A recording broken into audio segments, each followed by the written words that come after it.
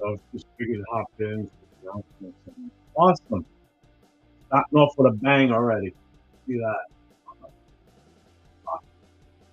Hang on.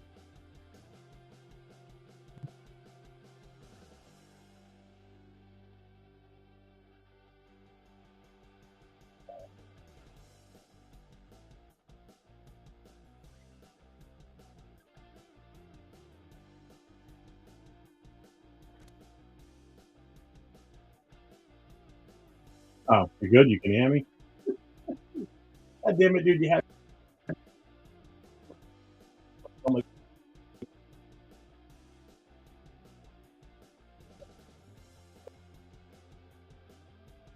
Oh, yeah, I just wanted to get on, play around for a little bit. Some chat input. See what's going on out there today. What everybody's playing for the game. Oh, you can't hear me now either?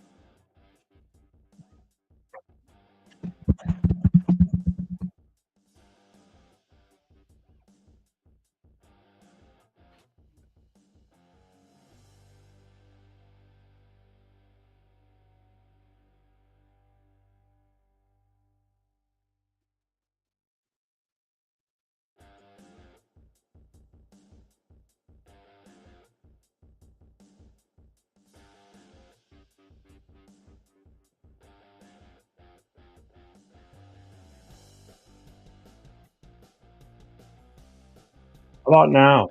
Can you hear me now?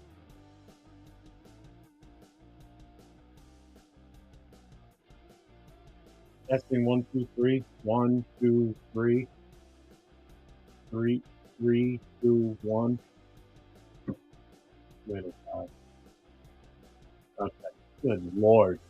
Can I just log on once and just not have any bullshit? Fuck, man. Good God. All right. Anyway, what's up, Raider Nation? God. Oh, a great way to start the day, huh? Holy shit. So, yeah, just wanted to get on, play around for a little bit, interact with the chat, see what everybody's got planned for the game today.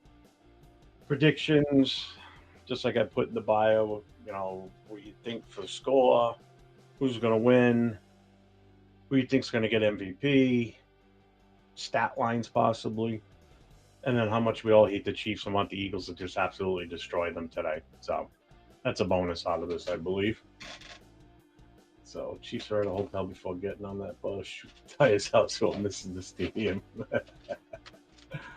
So let's just go through, see who's here. We got Tyler A. What's up? Yep, FKC. Robert Pena. What's up, brother? Randy, the Broncos fan. Go Birds. What's up, Ryan? How you doing, brother? How you doing? Apakasi. What's up, man? We'll get you some sleep. You need to rest up before we watch the game tonight. Unless you're not gonna watch it. Let's see who else is in here. There's Randy, Robert. Was supposed to get up early for the game, but I can't sleep. It's 3:30 a.m. Supposed to be up at 8:30. Yeah, I get you there. Yeah, you got a long day ahead of you. So that means the game comes on 8:30 in the morning your time, right? Holy crap! No, 8:30 should be earlier than that, wouldn't it? Because you're 12 hours.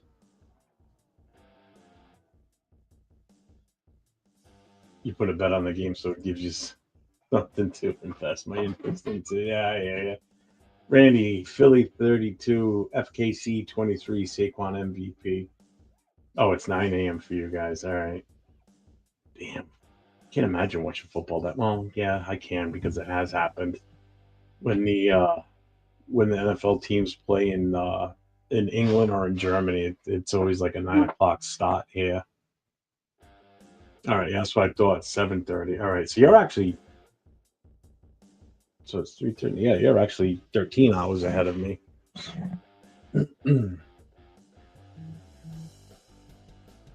So let's see. Nope, not getting up to watch it live. Oh, you're not gonna watch it live? Yeah, no, I hear you.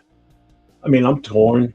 I mean, I'm gonna watch it because I'm gonna probably be on with Turf for the game tonight on his live watch show. I'll be streaming it here too. So anybody that once he gets through the info and everything, I'll have my notification. I'll have it set up so you guys should get the notification that we're gonna be on. Um, like my son-in-law upstairs, they usually have a Super Bowl party every year, but I'm not going upstairs. They're all Pats fans upstairs anyway, so I'm staying right down here in my little studio. Got my TV right here to the side of me. So I'm just gonna sit here, watch the game here, and be on with Turf. It'll be more fun being here anyway. We'll be around Raider fans. Cricket players need rest too. Oh, boo-hoo. You had to get up one time to watch it live in London. I do that every game since 2009. Oh, we're a little grumpy because we're tired. Let's see. Wife has some slow cooker meatballs going, barbecue and some chicken with some chicken shit seasoning stuffs. Eagles 27, Queens 20. Those are my football poll numbers. Uh, Randy says, "Be confident that the FKC will lose." Oh, I hope so. Pray to God they're going to lose today. I can't take them. This might actually be worse. Yeah, maybe. This might actually be worse than when the Patriots were on their fucked up run of their championships. Um, I think mainly because of the fact that they're actually in our division, and it's just annoying that we got to deal with this on a division thing because we play them twice a year, so it's always a topic, and because it's in our division, it's a big news story. Because anytime news breaks about the AFC West, that's what you're gonna hear. So, but New England was pretty rough for me. New England during that run, especially from the Tuck rule on, that was just a miserable time to live in this area and be a Raider fan. Sucked. Oh, are you?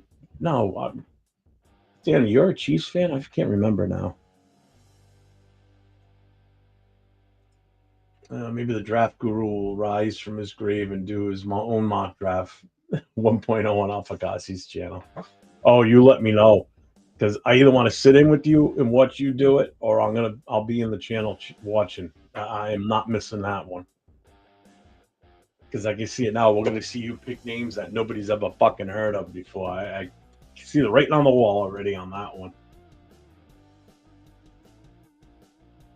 Afakazi the Silver and Black Vampire. What's up, Sacktown Mike? How you doing today, brother? Dude, you got 40K on Casey? Why the fuck? How the fuck do you have 40K? What the fuck do you do for work where you got 40K to just freely dispose like that? You're fucking out of your mind. Good God. Robert, did you see the appearance? Yeah, we had AR on with us. Was it Friday? Yeah, it was Friday night, right?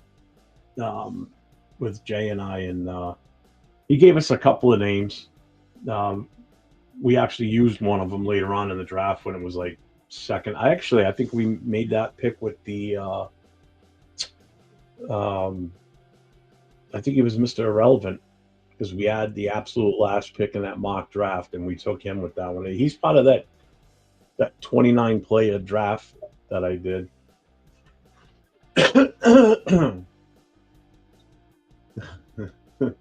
Stay tuned; it's gonna happen. Yeah, Robert, he's gonna pick all wrestling names, or close to like wrestling names as he can possibly get. So to be interesting, I can't wait to watch that. I think it's gonna be hilarious. Absolutely. That's right. You're a Vikings fan. I know you've been in the channel before and everything. Okay, now I remember. But dude, why KC? You make more money if you put that on the Eagles and if they win, right? Oh, you sell houses. Okay. All right. All right. Yeah, it says it'll be the greatest, most informed mock draft of all time. Don't worry about these other morons. The Rated Draft Crew is your one-stop shop, so stay tuned. You know what? I will honor your draft, and I will forward it on to Daniel Jeremiah from the NFL Network and see what he says. Then I'll even send it over to Bucky Brooks, see what he thinks about it. So it's gonna be fun. It's gonna be real fun.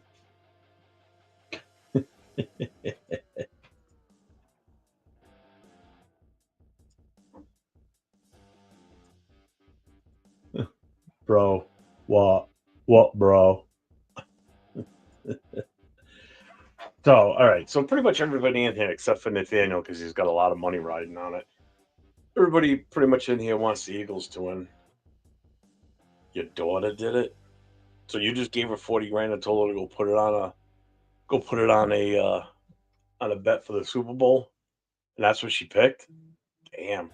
Or is she like a young little girl, like 5 years old, just pointed on the board to what team, and you went by that. If you did that, that's cool.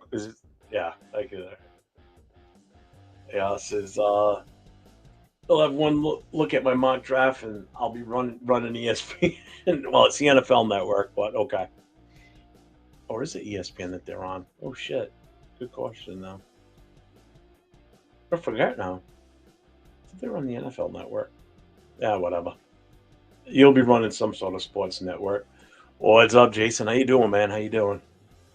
Yeah, I was watching that show with you and Jay yesterday doing the draft. I was kind of waiting until you guys were close to being done because I had scheduled to go on with my son, but I didn't want to. I didn't want to, you know, messing up. Guys that were watching your show, whatever. I didn't want to overlap too far in.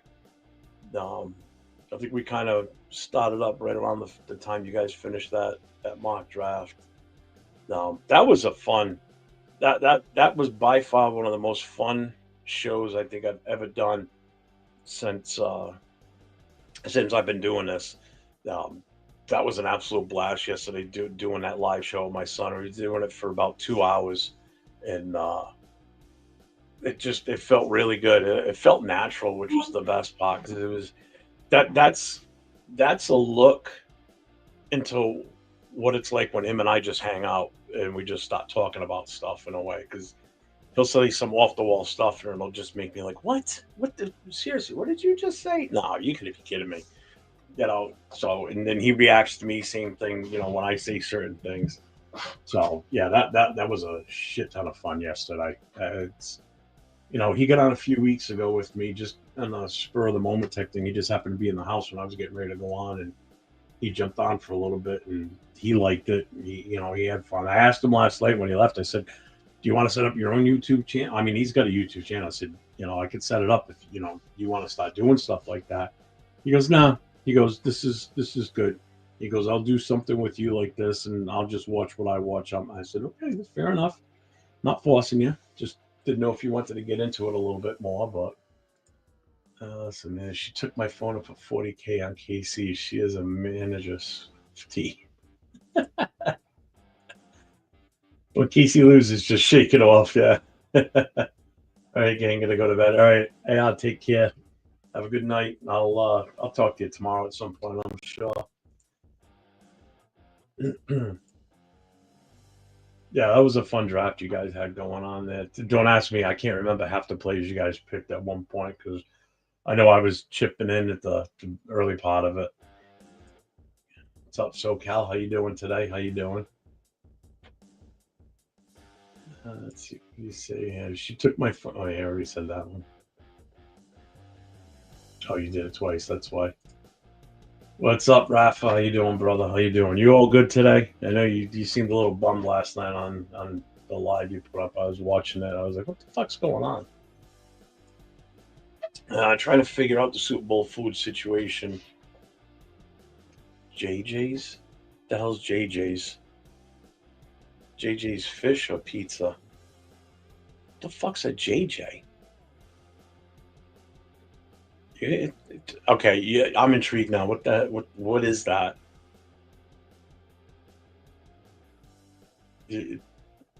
JJ's, or is that the name of a place, like a local joint to order from? JJ's. Trying to think what even an abbreviation for a type of food that would even be, if that's what you're saying. Yeah, all right, that's what I thought. Then. Okay. So, what are you gonna order out, or are you gonna go there and eat? Everybody in my house now is cooking. My wife just made deviled eggs, and they got a bunch of shit being cooked upstairs. Needless to say, I'll probably be getting a food delivery at some point during the day today from upstairs. Because if I go live during the game, I'm not going to be walking away to go upstairs. Absolutely not.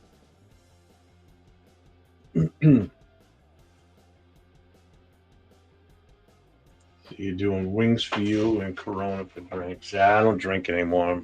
Unfortunately, I miss it. I so I drink iced coffees like they're water, or it's water. That's it. I don't drink anymore. If I go out, I'll just do a ginger ale with cranberry juice.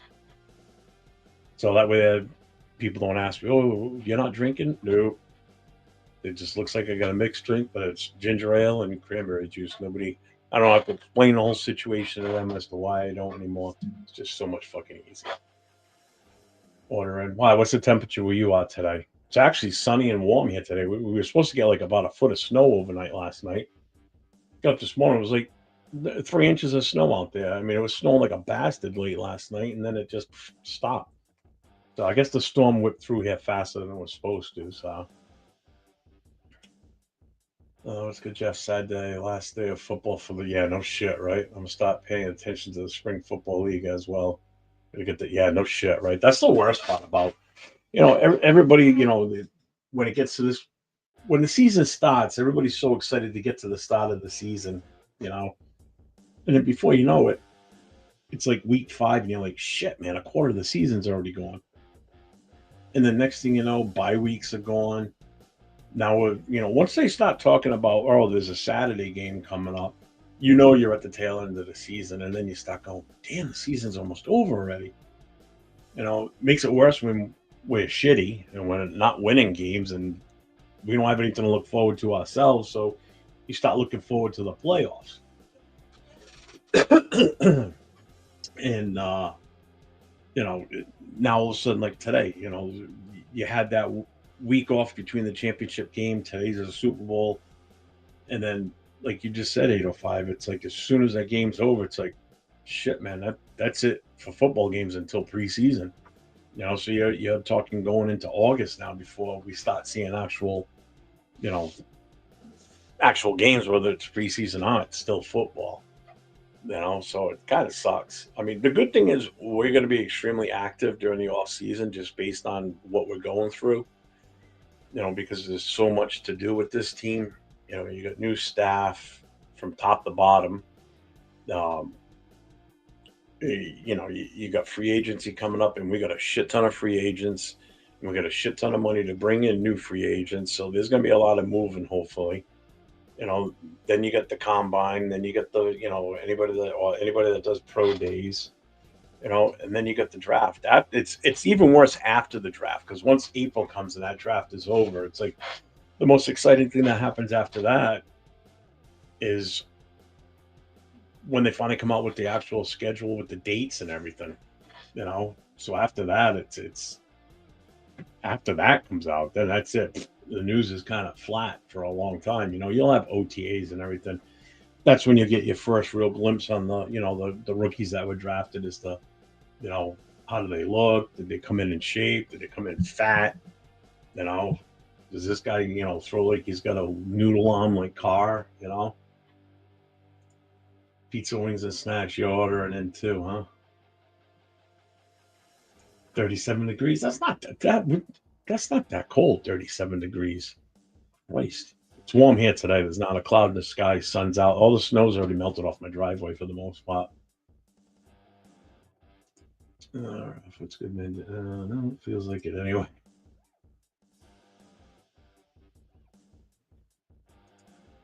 Yeah, no more football sucks, but can't wait to put this 12 season. Yeah, I mean, The second our last game was over, it's like, all right, here we go.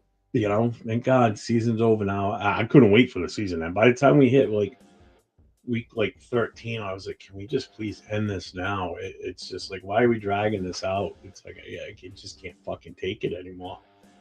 I still stand behind it when I say that this probably was one of the worst seasons I've ever witnessed as a Raider fan, and I've been a fan since like '75. And I've seen some bad teams. This was just total dysfunction from top to bottom. An inept owner. Now that we're finding out all this shit after the fact, a GM that really didn't do what he needed to do to keep a player that wanted to stay here and let the guy walk. And anybody that doesn't know what I'm talking about Josh Jacobs. You know, so it just sucks. Yeah. And no, we don't need Jimmy Glass back. Jimmy Glass-Ropolo can stay wherever the hell he is. Is he with the Rams, right? Yeah. He's too busy in the bunny ranch. Yeah. I get my daughter's got a friend. That's now this goes back to when he was a quarterback with the Patriots. She was a huge fan of Jimmy Garoppolo because he's a good looking dude. I'm not gonna lie. So that's why she was in love with him. Well, once he left the Patriots, every team that he's gone to since then, she's bought the jerseys of those teams. So she's got a 49ers jersey, she's got a Raiders jersey, and she's a Pats fan, and she's got a Rams jersey now too. So it's like, oh, good God. So every year look at my new jersey. Like, oh God. So when he ended up on the Raiders, I'm like, you're not gonna get a Raiders jersey out. She goes, hell yeah, I already ordered it. I'm like, oh my God. Yeah, next move is to see who we grab in free agency. Yeah, this is the worst I've seen too, especially with the expectation we had. Yeah, that ain't even the expectation of how the season ended last year. The 2023 season. It ended on a high note. The way we finished, the way the team was performing, the way, especially the defense, the way AOC 12 was playing, um, the fact that the players rallied behind Antonio Pierce to, come in as the head coach again, even though it probably obviously wasn't the right move at that moment. Should have hired out then instead of waiting. But this all harbors back to when we hired Josh McDaniels. This was all McDaniels' fault, plain and simple. Him and Ziegler, they never should have been hired. That I look at that press conference like it was yesterday still. I've never seen two more out of place, uncomfortable guys at a press conference in my entire life. Just the way McDaniels was like, oh, the Raiders this, Raiders that. Dude, stop saying those words. Don't let them come out of your mouth because you're not a Raider. You never have been. You never will be. As far as I'm concerned, he does not. Just put an asterisk next to his name when it comes to Raiders coaches. As a never should have been hired, never should have been here. He never should have been given a second chance in the NFL. I'm sorry. When you're that bad, when you went to Denver, coming out as like, this highly touted offensive coordinator from the Patriots that, did all this great stuff at New England with Tom Brady and Bill Belichick and won all these Super Bowls. And then you go and get a job as a head coach, which is what scared me about Ben Johnson. And then you get a head coaching job and you just absolutely suck ass. And then to give him a second shot with our team, are you fucking crazy? That's why, with Tom Brady being there, that's the best thing that could have probably happened. And that is so painful for me to say as a Raider fan and living in New England and having to deal with that smug asshole for the years that he was here as a quarterback. It's the best thing that could have happened to us right now because Mark Davis, at least he admits it now that he doesn't know shit about football. Him running the team was not the answer. Him making these decisions on coaches, he wasn't thinking in the right philosophy or the right thought process to make these decisions to hire a coach. So hiring McDaniels, I've said it before. The moment he said, I'll take the job, he set us back 5 years. And here we are. We're 3 years away from when he was hired. Where are we? We're starting all over again with a whole entire new coaching staff for the most part, minus 2 or 3 guys roughly, with a high draft pick, Now all this doubt as far as what we're going to do for quarterback. At least when McDaniels took over, he had a bona fide. There was no question that Derek Carr was the starting quarterback at that moment. Right now, we have no clue who the fuck's our starting quarterback until after the draft or after free agency. You can't put your finger on who's going to be the starting quarterback right now. I mean, by default, you'd have to say that it would probably be AOC 12 going into next year if we don't make any moves. Like if we don't draft a quarterback or we don't get one in free agency, that's your option. At least when McDaniels took over, he took over a team that was fairly decent and it was pretty much a playoff ready team, and he just absolutely dismantled it. Fucking ruined this team, ruined this organization for years to come. So it's like, god damn. If I says it at least gives me 2 to 3 months to get all the shit done around the house that needs to get done. Wife puts me to work, I knock it out, so I'm good once everything starts back up. Yeah, on that one for sure, right? Well, that's like once the season's over for me, I feel like I get my Sundays back. Not because I don't get to watch football while the Raiders play. It's because every Sunday, I'm not home if the Raiders are playing at either 1 o'clock or 4:30, because I'm at the bar with the club members watching the game together. You know, that's why I like the bye weeks, because I get to just stay home and relax and just watch football all day, or the primetime games, because we don't go to the bar and hang out as a group, because primetime games, obviously, they're usually during the week or Sunday night, so everybody else has to get up and go to work in the next morning. So people just won't tend to go out, or like even Black Friday. A lot of the members still had to work on that Friday. So we all agreed that, everybody would just do their own thing between either working, or if you had the day off, just do what you want to do for watching the game. We're not going to get together as a group. So it's like once the season's over, it sucks in a way, because then you don't get to see everybody. You don't get to see the club members on a regular basis like you do during the season.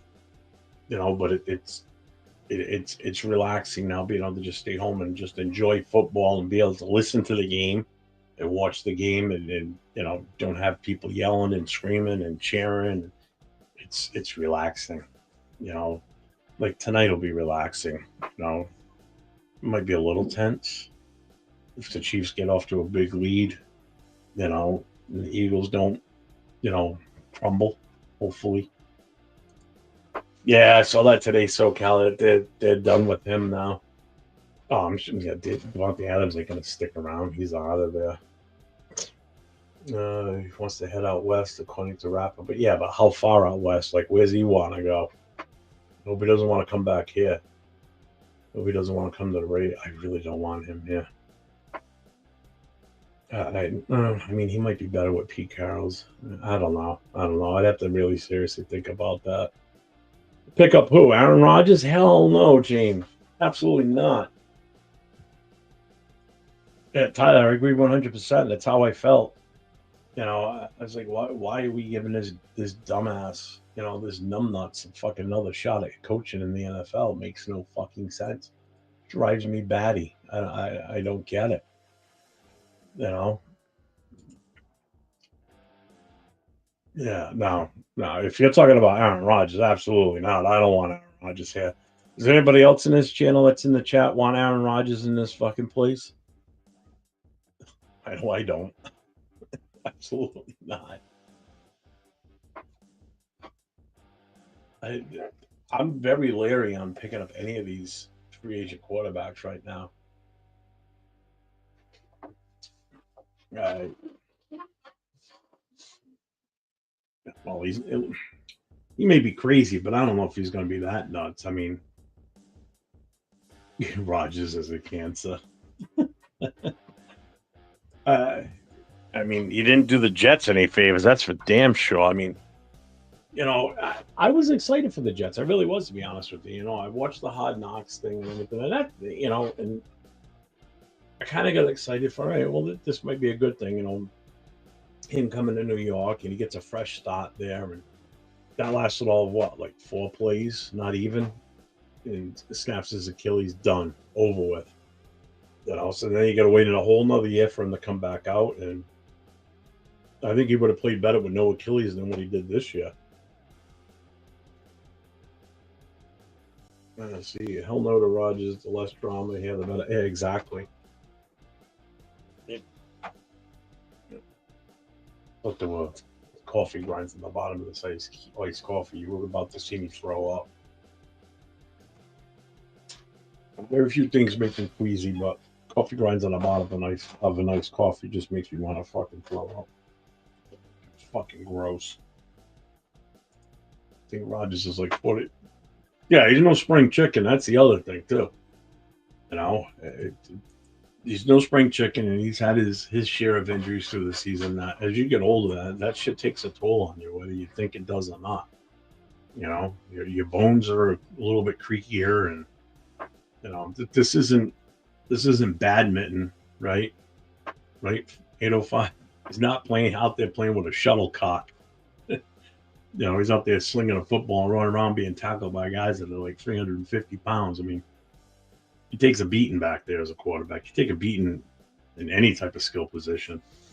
You know, at 41 to 42. I mean, yeah, we know it's not old in age terms, but for certain jobs, yeah, like a quarterback in the NFL at that age, yeah, that's you're extremely long in the tooth if you're still a quarterback at 41, 42 years old, or even 40 years old.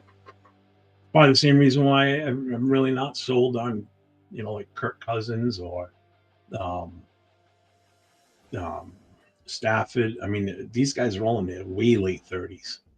You know, how long are you going to have these guys? Yeah, it's like a dog. Seriously, if you think about it, a dog that's 5 years old or 4 years old, it's already 28 in real life. In human years. I mean, that's a big jump. Like my puppy, she 5. She's 5 years old now, right? 5 years old times 7, so you're talking 35 years old already. Oh, she's 6. I don't know. I forget now. So yeah, I mean, in sports like that, it's the same way with hockey too. I mean, that's a physical, violent sport. You don't see too many 39 or 40-year-old hockey players out there. The one major exception to that was Gordie Howe. How he lasted that long in the NHL is beyond me. You know, Even Blanda. Blanda played well into his, what was he, 50 when he retired? I think, or something like that. He was up there. I forget his exact age. I got to look that up now because that's going to bother me until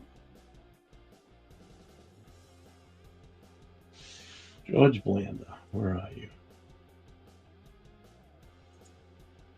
Let's see. When did he retire? Yeah, he played from 1949 to 1975. See if it tells you how old he was when he retired. Okay, he retired from pro football in August of 1976 as the sport's oldest player at the age of 48, a mark that still stands to this day. So 48 years old, 40 fucking 8 years old, and he played quarterback and kicker. I mean, good God, I mean, Jesus. Anyway, wow, he was with us from 67 to 75. Why did I think he came in like 1970? Damn. That amount of time with us. Wow, he didn't have a good T to interception ratio. If we were looking to draft him or take him in free agency right now with those stats that he had, people would be screaming, no, no, but still one of the greatest. What's up, the Raiders fan? What's going on, brother? What's going on? Rodgers and Diaz going to San Fran as a package deal. That's fine. They can have him. Don't want to pay Rodgers the price he'll want. No point if we get a young QB early in the draft, get a less expensive bridge QB in the free agency, and use salary cap to build around the QB. Absolutely. But now my question 805 is how early in the draft? Are we talking with pick number 6 or trading up, or are we talking like second to possibly late second round with Dart? Or wait until Howard? I'm still baffled as to what's going to happen now, because now there's more and more talk now about Tennessee seriously considering trading away that number 1 pick. I went on to I don't know if anybody knows that guy. Was it Lawrence Firestone? He's a Tennessee Titans fan. They have a Tennessee Titan podcast that they do. And I was on there watching it the other day because they were talking about what they want to do with their draft pick and everything. And I started typing in the chat, and I actually did a super chat for them so they could see it.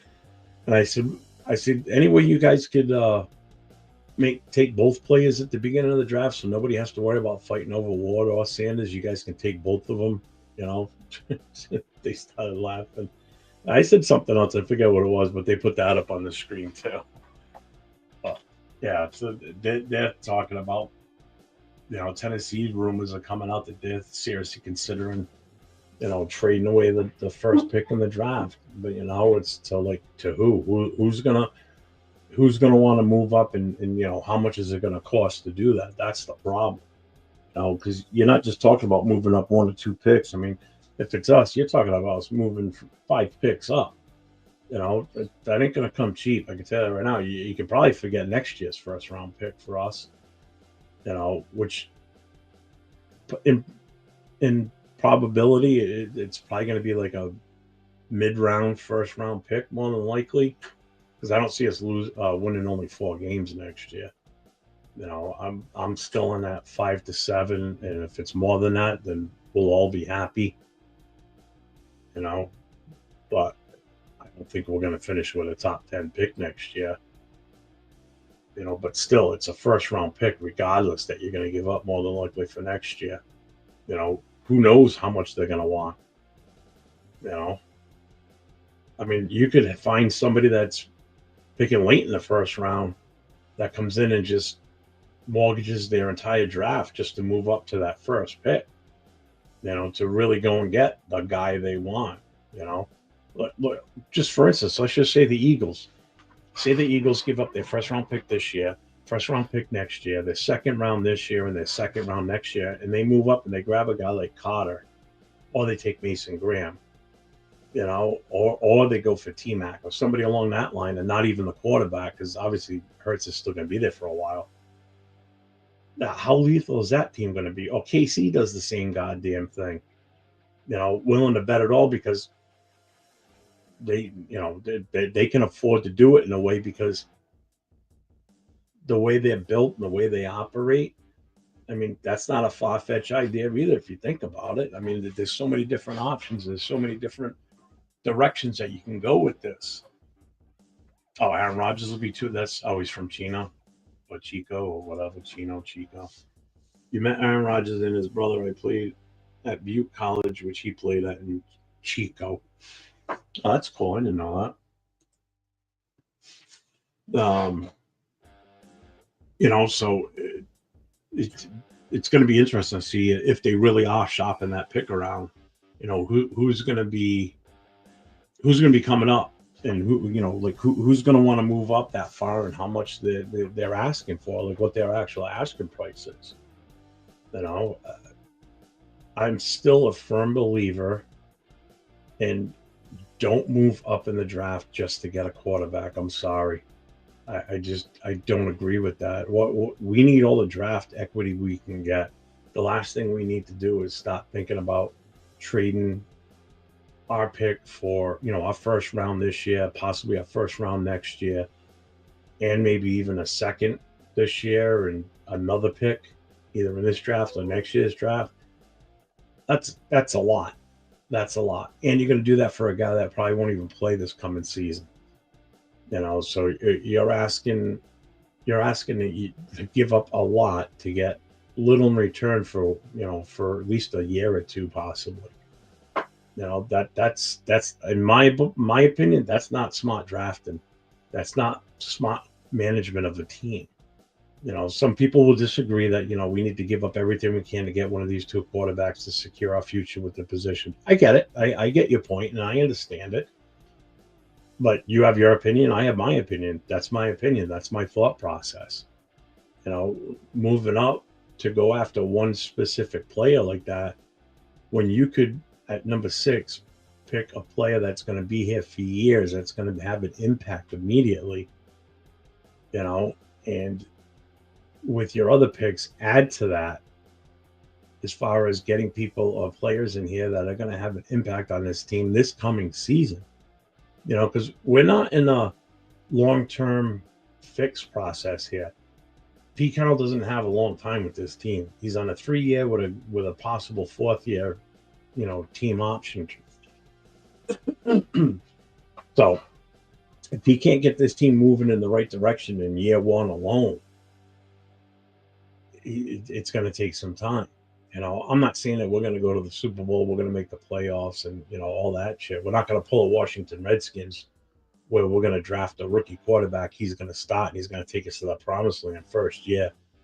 I mean, if it happens, that's great, because I won't be mad at that, because guess what? That means that we definitely did some damage in our own division and beat one of those other 3 teams pretty consistently during the season, which would be great with me. I'm sure it'll be great with every other Raider fan out there. They won't have a problem with it, But that's kind of like an anomaly where something like that happens, you know. He played there 2 years before he went to the University of California, Berkeley. All right, I knew he went to Berkeley. Okay. What's up, Tonka? How you doing today, brother? Good. You're rooting for the Eagles. And I think everybody in the channel pretty much is, except for where is he? Except for Nathaniel, because his daughter took his phone and placed a $40,000 bet on him. That's why you don't give kids your phone. But what was I saying? What was I talking about? I don't remember now. I kind of lost my train of thought. Oh, yeah, about where we would end up next season. I mean, hats off to the Redskins for what they did this year. I mean, I don't think anybody had them other than some delusional fans that just said, yeah, we're going to win everything. Had them pick to go to the NFC Championship. Hell no. I'll tell you what, though, going into next year, they're going to be picked, as a favorite, obviously, in the NFC to get right back there again, because they're going to have pretty much the same team, and they're going to be able to add some pieces to it with the draft and free agency still, So there'll be somewhat of there'll be players in this draft and in free agency. I'm sure they will be. They're only going to get better. He was a rookie this year as a quarterback. He's only going to get better as time goes on. So I mean, that's kind of like what we hope our team's going to do. Depending on how we handle free agency, how we handle the draft. Just fans need to have patience. They need to stay positive with all this, because social media is just such an easy way to be so negative about every little goddamn thing out there and turn things into something that they're not. I watched a show earlier today. I'm not going to name any names. I'm not going to say what show it was,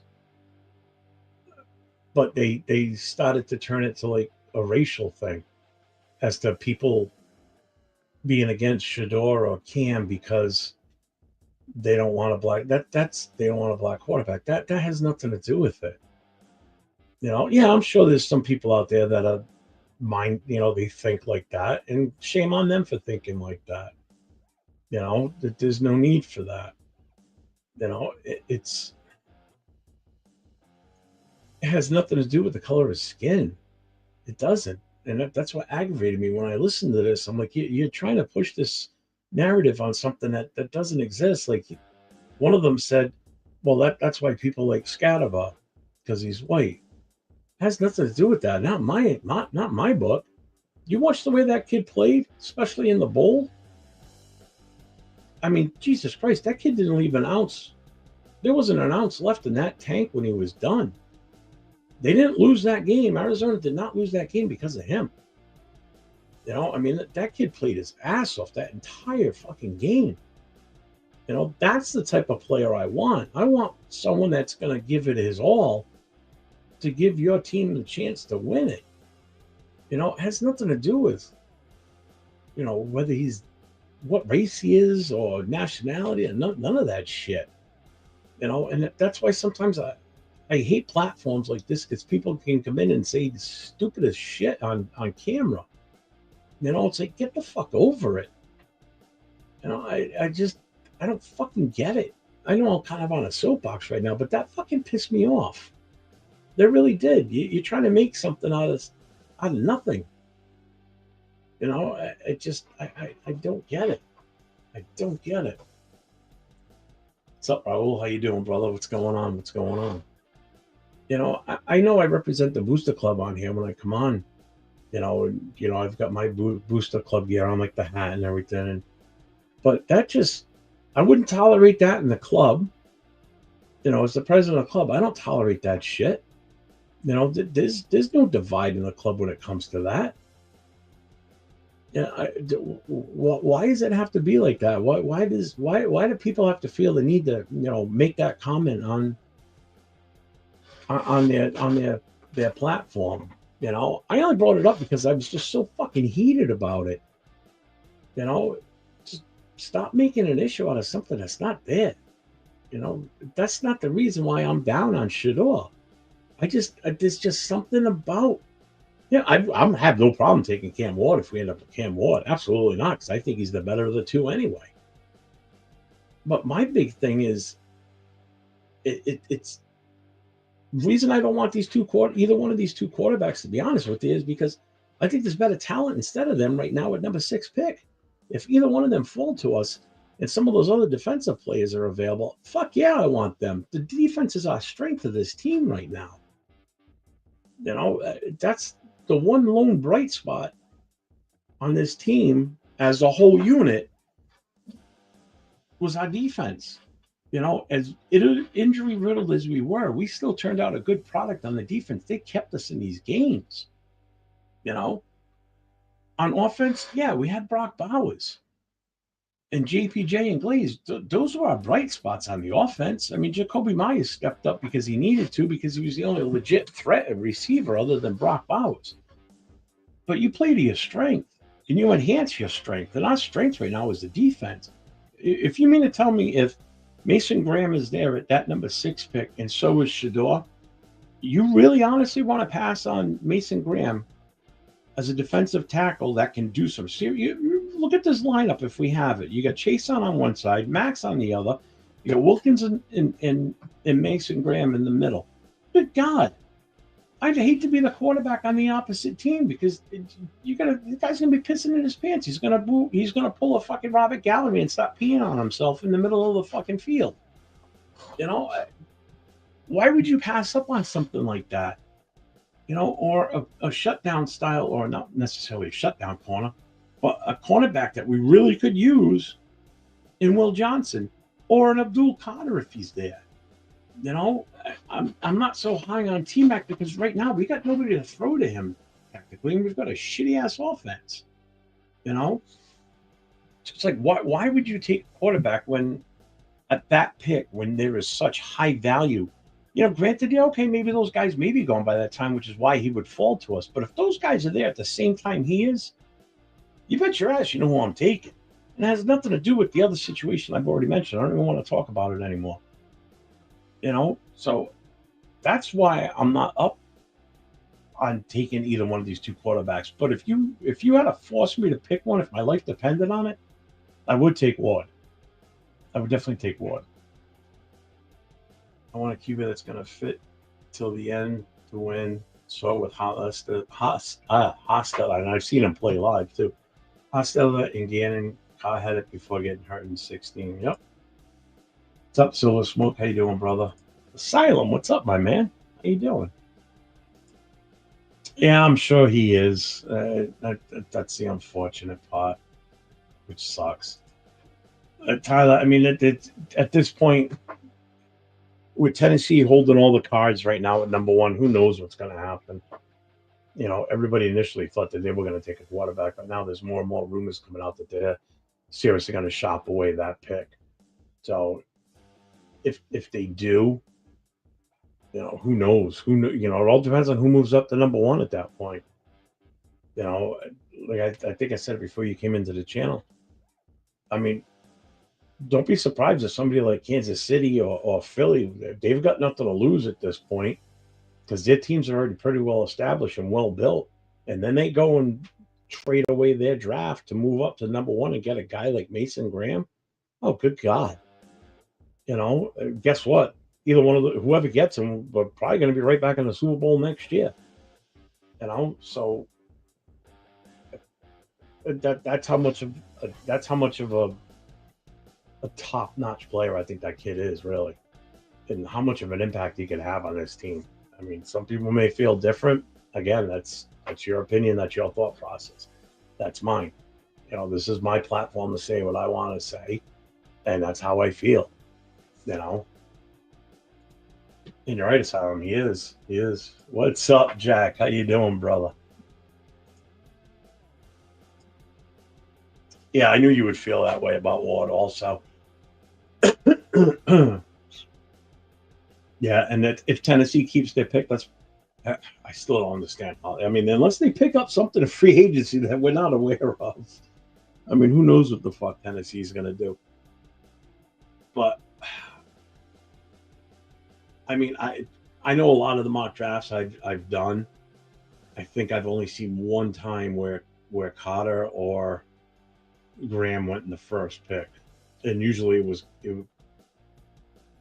was usually Sanders or Ward and then Sanders.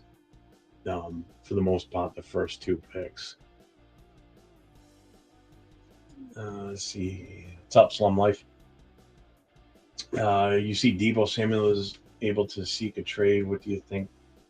I don't want him. I think he's a little bit too much. I'd rather have DK Metcalf. If we're going to trade for a wide receiver, I'd rather have DK Metcalf than Debo, to be honest with you. I don't know what else in here feels, but, everybody chime in. Would you rather have Debo or DK Metcalf? I'd rather have DK Metcalf for a couple of different reasons because it's just his ability. Obviously, I mean, it's the same thing. They're kind of similar, I would say. Debo's a little bit more versatile, I guess, but Debo's a little bit more injury prone. But he's also familiar with Pete Carroll, and Pete Carroll might be able to get the most out of him while he's with the Raiders. So that's why I'd rather go with DK Metcalf. Who's going after Aaron Rodgers? Tennessee? Oh, they're gonna have him. Bless you. Yeah, that's what I was saying. Silver Smoke. I've been seeing rumors that Tennessee's talking about trading back for sure. Cleveland will take the defensive end from Penn State. Garrett's wanting out. SoCal says DK. So just want to go defense in the first with pick 6. Yeah, that's what I want. Jack says Metcalf over Debo. Asylum says Debo's a diva, which means obviously he wants DK. I agree, but I'd rather just sign Godwin. Yeah, but I still like DK. I can see Jets giving away a lot for first pick. Seems like something they would do. Yeah, but what do they have? I don't know what they're. I mean, what player are they going to have to offer up? Sauce Gardner, Garrett Wilson. Let's see, Tyler, you say DK. Simon says, "Don't trade for wide receiver and waste of a pick. Pick a wide receiver and draft and move on." Yeah, I mean, I agree with that too. I don't want to give up any draft pick, period. The only way I would give up draft pick, I don't want to give up, but I would take trades where we gain more picks, even if it means we move back a couple of picks. They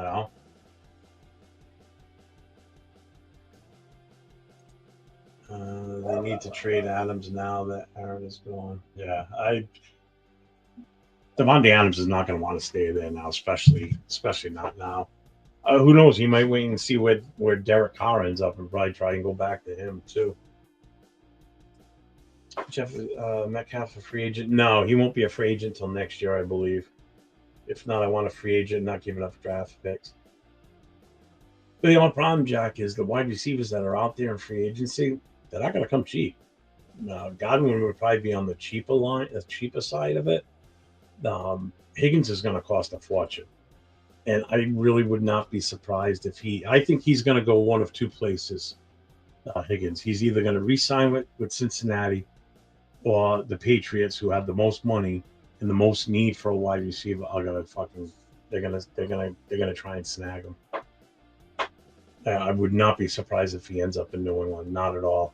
Especially if they don't get a chance to grab T Mac, then that's where he's going. Yeah, I'm telling you, he's gonna go to New England. He's gonna go to New England. Then they'll draft their offensive tackle in the first round with their fifth pick, and they'll be starting something there again in New England because they got a good quarterback. That kid's good. They've got a tight end. They don't have a wide receiver. That's what they really need, and they need offensive line. So they need an offensive line, and they could use defense too. This is why they're also rumors are around here in New England that they're seriously looking at, like, Carter if he makes it to them. I don't know about Graham. I don't know if they're thinking about. I haven't heard any rumors with him floating around in the New England area. But I've heard T Mac. I've heard the offensive tackle.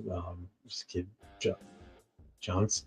I forget where he's from. I think it's LSU. So I've changed my tune. I think we should take Will Johnson or Carter with the first pick, and then linebacker Campbell in the second, and get Will Howard in the third and a running back. Will Howard would probably still be there at the third, but I don't know. I still would rather have Jackson Dart. Jason says, "What's up, Jason? Just draft a wide receiver." I also wouldn't mind that defensive end out of Marshall. Not familiar with him. In second round, Thielen might make free agent. He is a free agent, isn't he? I thought. Either way, they're probably going to cover him anyway. Cooper Kupp's available now too. That's another one that's out there as a possible trade. Not that I'd want to trade for him, but I'm just saying that's another top flight wide receiver right now. Who's two favorite wide receivers in the draft besides T Mac? Where is that kid?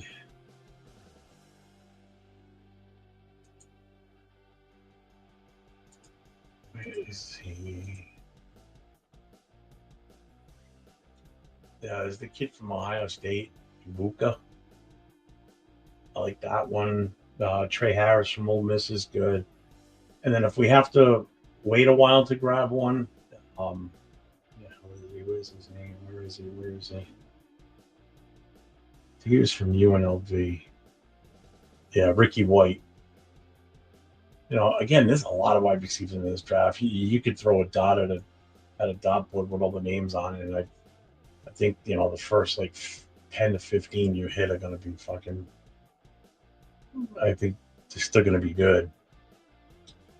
Let's see. Higgins will cost too much. Don't want him. But Godwin, we can get a fair price on a prove it deal. I'm not opposed to Godwin. Let's see. Higgins is from Jack. Higgins going to have to give up a lot of money. Earls re-signed last year, and now Case is up for a new contract. Yeah. Restrepo's another one. Like I said, there's so many. Ricky White is definitely the one from UNLV that I've been looking at. What's up, Jay? How you doing, brother? Don't trade. They will cut Cooper more than likely.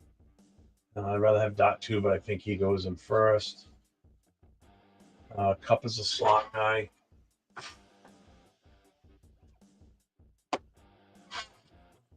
Pass, yeah. I'm big on Dot. Yeah, I know you are. There are a lot of people that are getting hyped up on him now too. My guy LV rated 10 was the first one that I've ever heard on any of these shows talk about Dart, passionately about Dart. See, he's liked him from the start. Pretty much from the moment I first met him and started talking to him, he's been hyping Dart. So all credit to him to even bringing Dart to my attention, and I've been paying attention to him since then. And I kind of like what I see. I heard Dot has small hands. Does he have a history of fumbling? Kyle was said to have had small hands. So I'm not even going to touch that one. It's kind of funny. I can take that a totally different way. There's Johnson or Restrepo and Jabuka.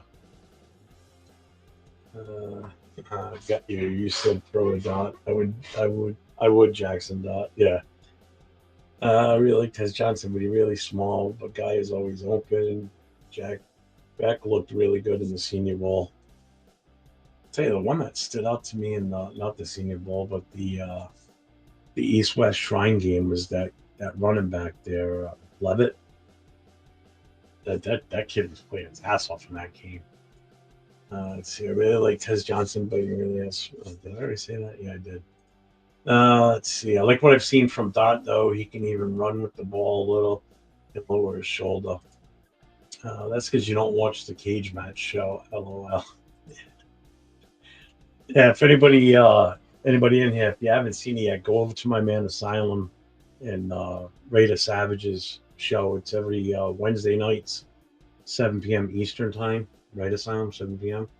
It's the cage match. Let's see. What? Put it in here. Shit, thought I had it in here. No, Asylum, go ahead and post it. I thought I had you in here with that.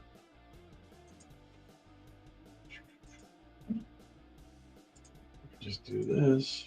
Boom. There you go. Yes. Oh, 7 Central. So that's 8 o'clock my time. I do math. See, I can do maths. Let's see. Where are we? Yeah.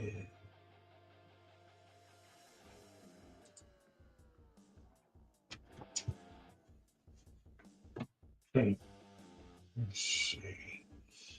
Was Garrett want to trade it? Trade. It changes the draft. It's now possible Cleveland takes Penn. Oh, the defensive end Penn State and Sanders falls 7 Central. Hit those likes. Thank you, Jack. Yes, please make sure you hit those likes and notifications too. Yeah, there you go. Asylum posted it up for you guys. Should be able to click on it. That's his. That's their show that they do every Wednesday night. And what is it? Also Friday nights too, right? Asylum.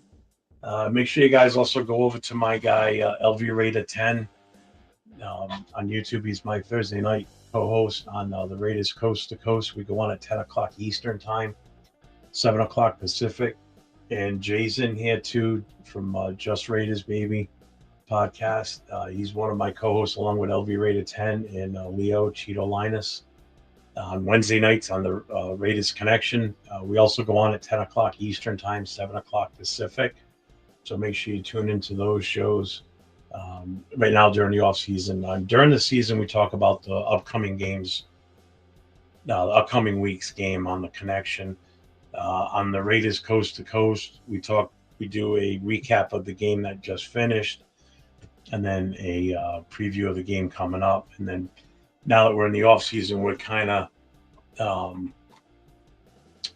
just talk about whatever the hot topic is. Like right now, it's all about the coaching staff, and now we're getting into the free agencies, and now we're going to also start getting into a little bit more draft stuff. Now that we know the mindset of the organization going forward with this, with the playoffs. Oh my God, I'm really pushing it. With the with the type of play that we're, the type of playing style and play calling we're going to have, so now we can start really seriously considering, what type of free agents would fit best with defensive scheme, seeing as though it's going to stay with Patrick Graham, if it's going to stay completely the way he wants it or the way he's had it, or is it going to change a little bit? I think regardless, he'll still be able to work with anybody that we can bring in. And now with Chip Kelly there, I've always been a big supporter of AOC 12, but I've realized that he's not the perfect fit for a Chip Kelly style offense. So I've come to grips that he's not the guy now, unfortunately. But now my big question is, what do we do with him? If he's not a fit in that system, can he become a fit in that system? And if he can't become a fit in that system, or it's not going to work, what do we do with him? I mean, do you try and trade him away? You don't want to cut him? The reason I'm saying you don't want to cut him is because he's on a rookie contract, so he's not an expensive expensive salary. So you got a decision to make with him. Are you going to keep him because he's got a lower salary and just hope that if he has to come in as a backup, that he can do enough, or does the play style have to be changed around him?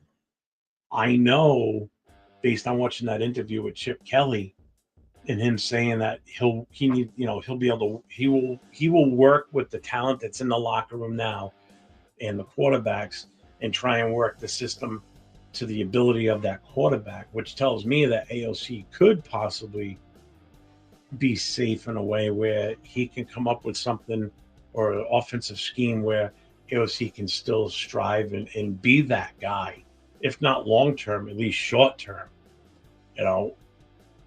But at this point, there's really there's no saying at this point, you know. I got him way behind in the chat. No, thanks, Silver Smoke. So for me personally, I'm not trading up. If no QB, it's between Graham, Arizona wide receiver, Michigan cornerback. I agree. Cage match is a blast. It is. It's a fun time. They do a great show every other week. Usually they have Miss Peggy on. If anybody doesn't know who Miss Peggy is, you need to find out when she's going to be on, and you need to watch that show. We had her on one week on the Raider Connection, and if you don't know your shit about the Raiders, especially like the past history type stuff about the Raiders, yeah, you're in for a rude awakening.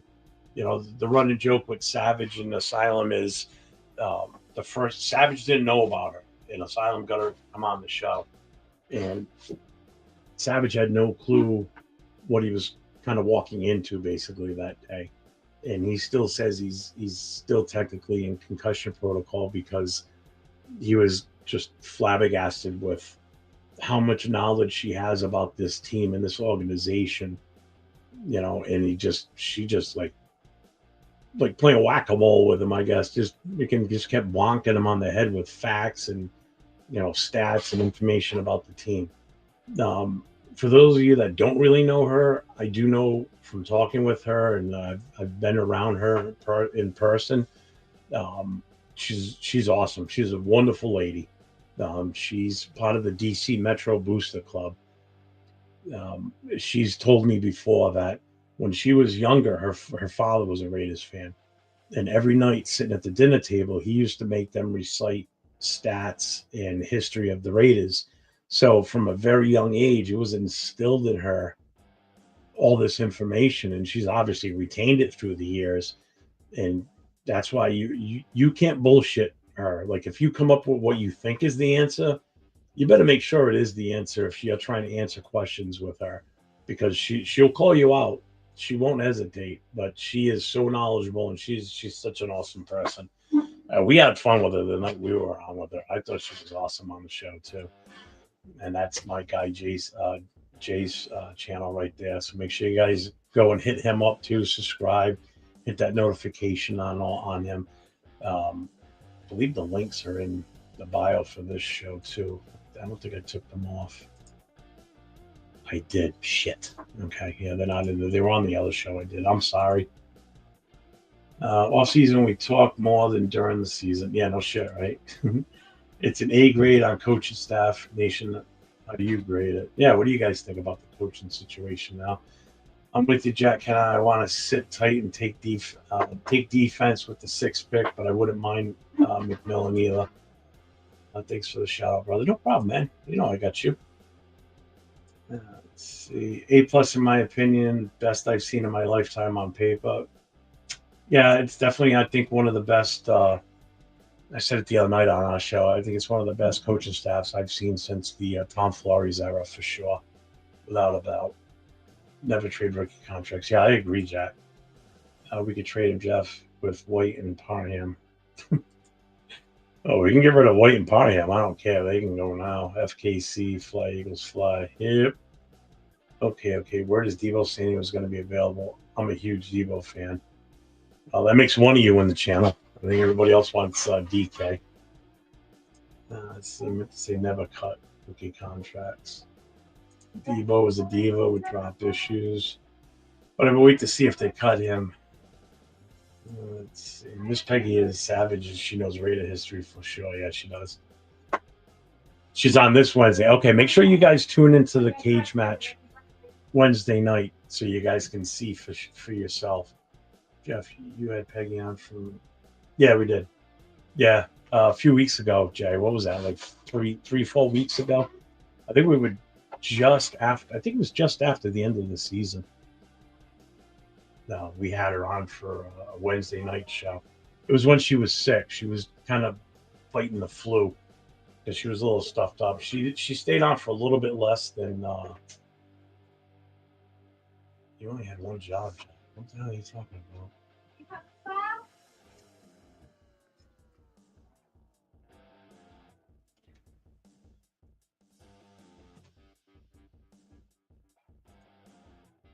Which? Oh, because I didn't have the link in it. Yeah, sorry. I had it in there the other day.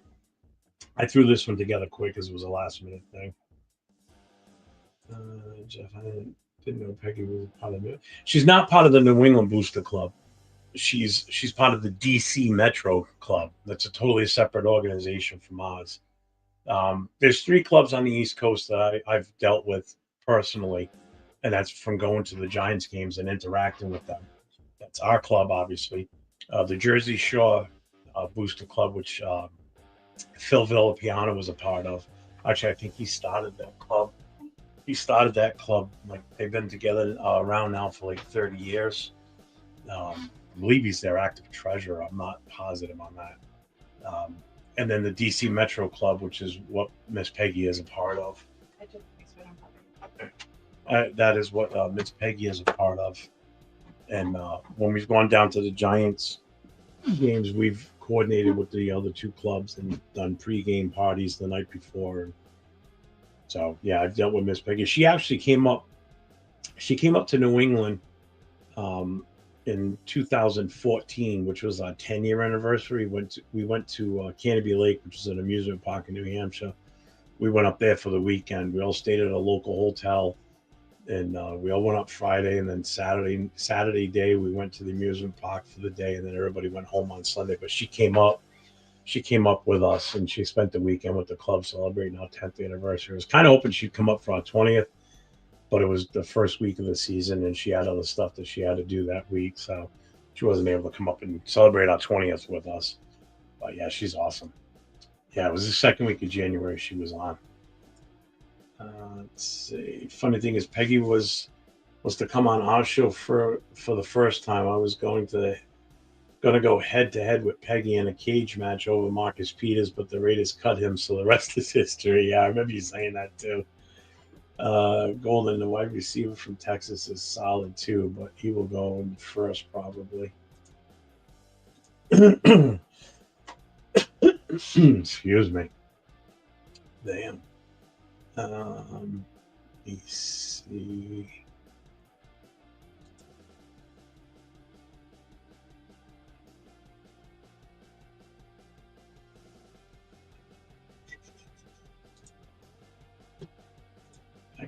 What I find funny, repping Captain Jack's channel, Captain and Peggy, like an old married couple. Yeah, they are funny.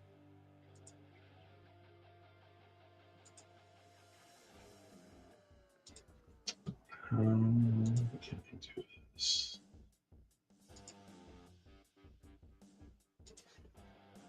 Just bear with me here 1 second.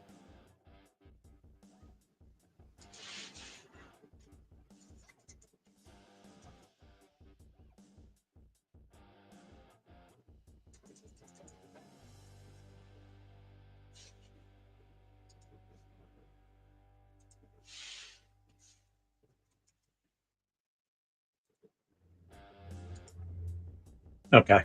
Sorry. Just had to send an email real quick. Silver Smoke, check your email.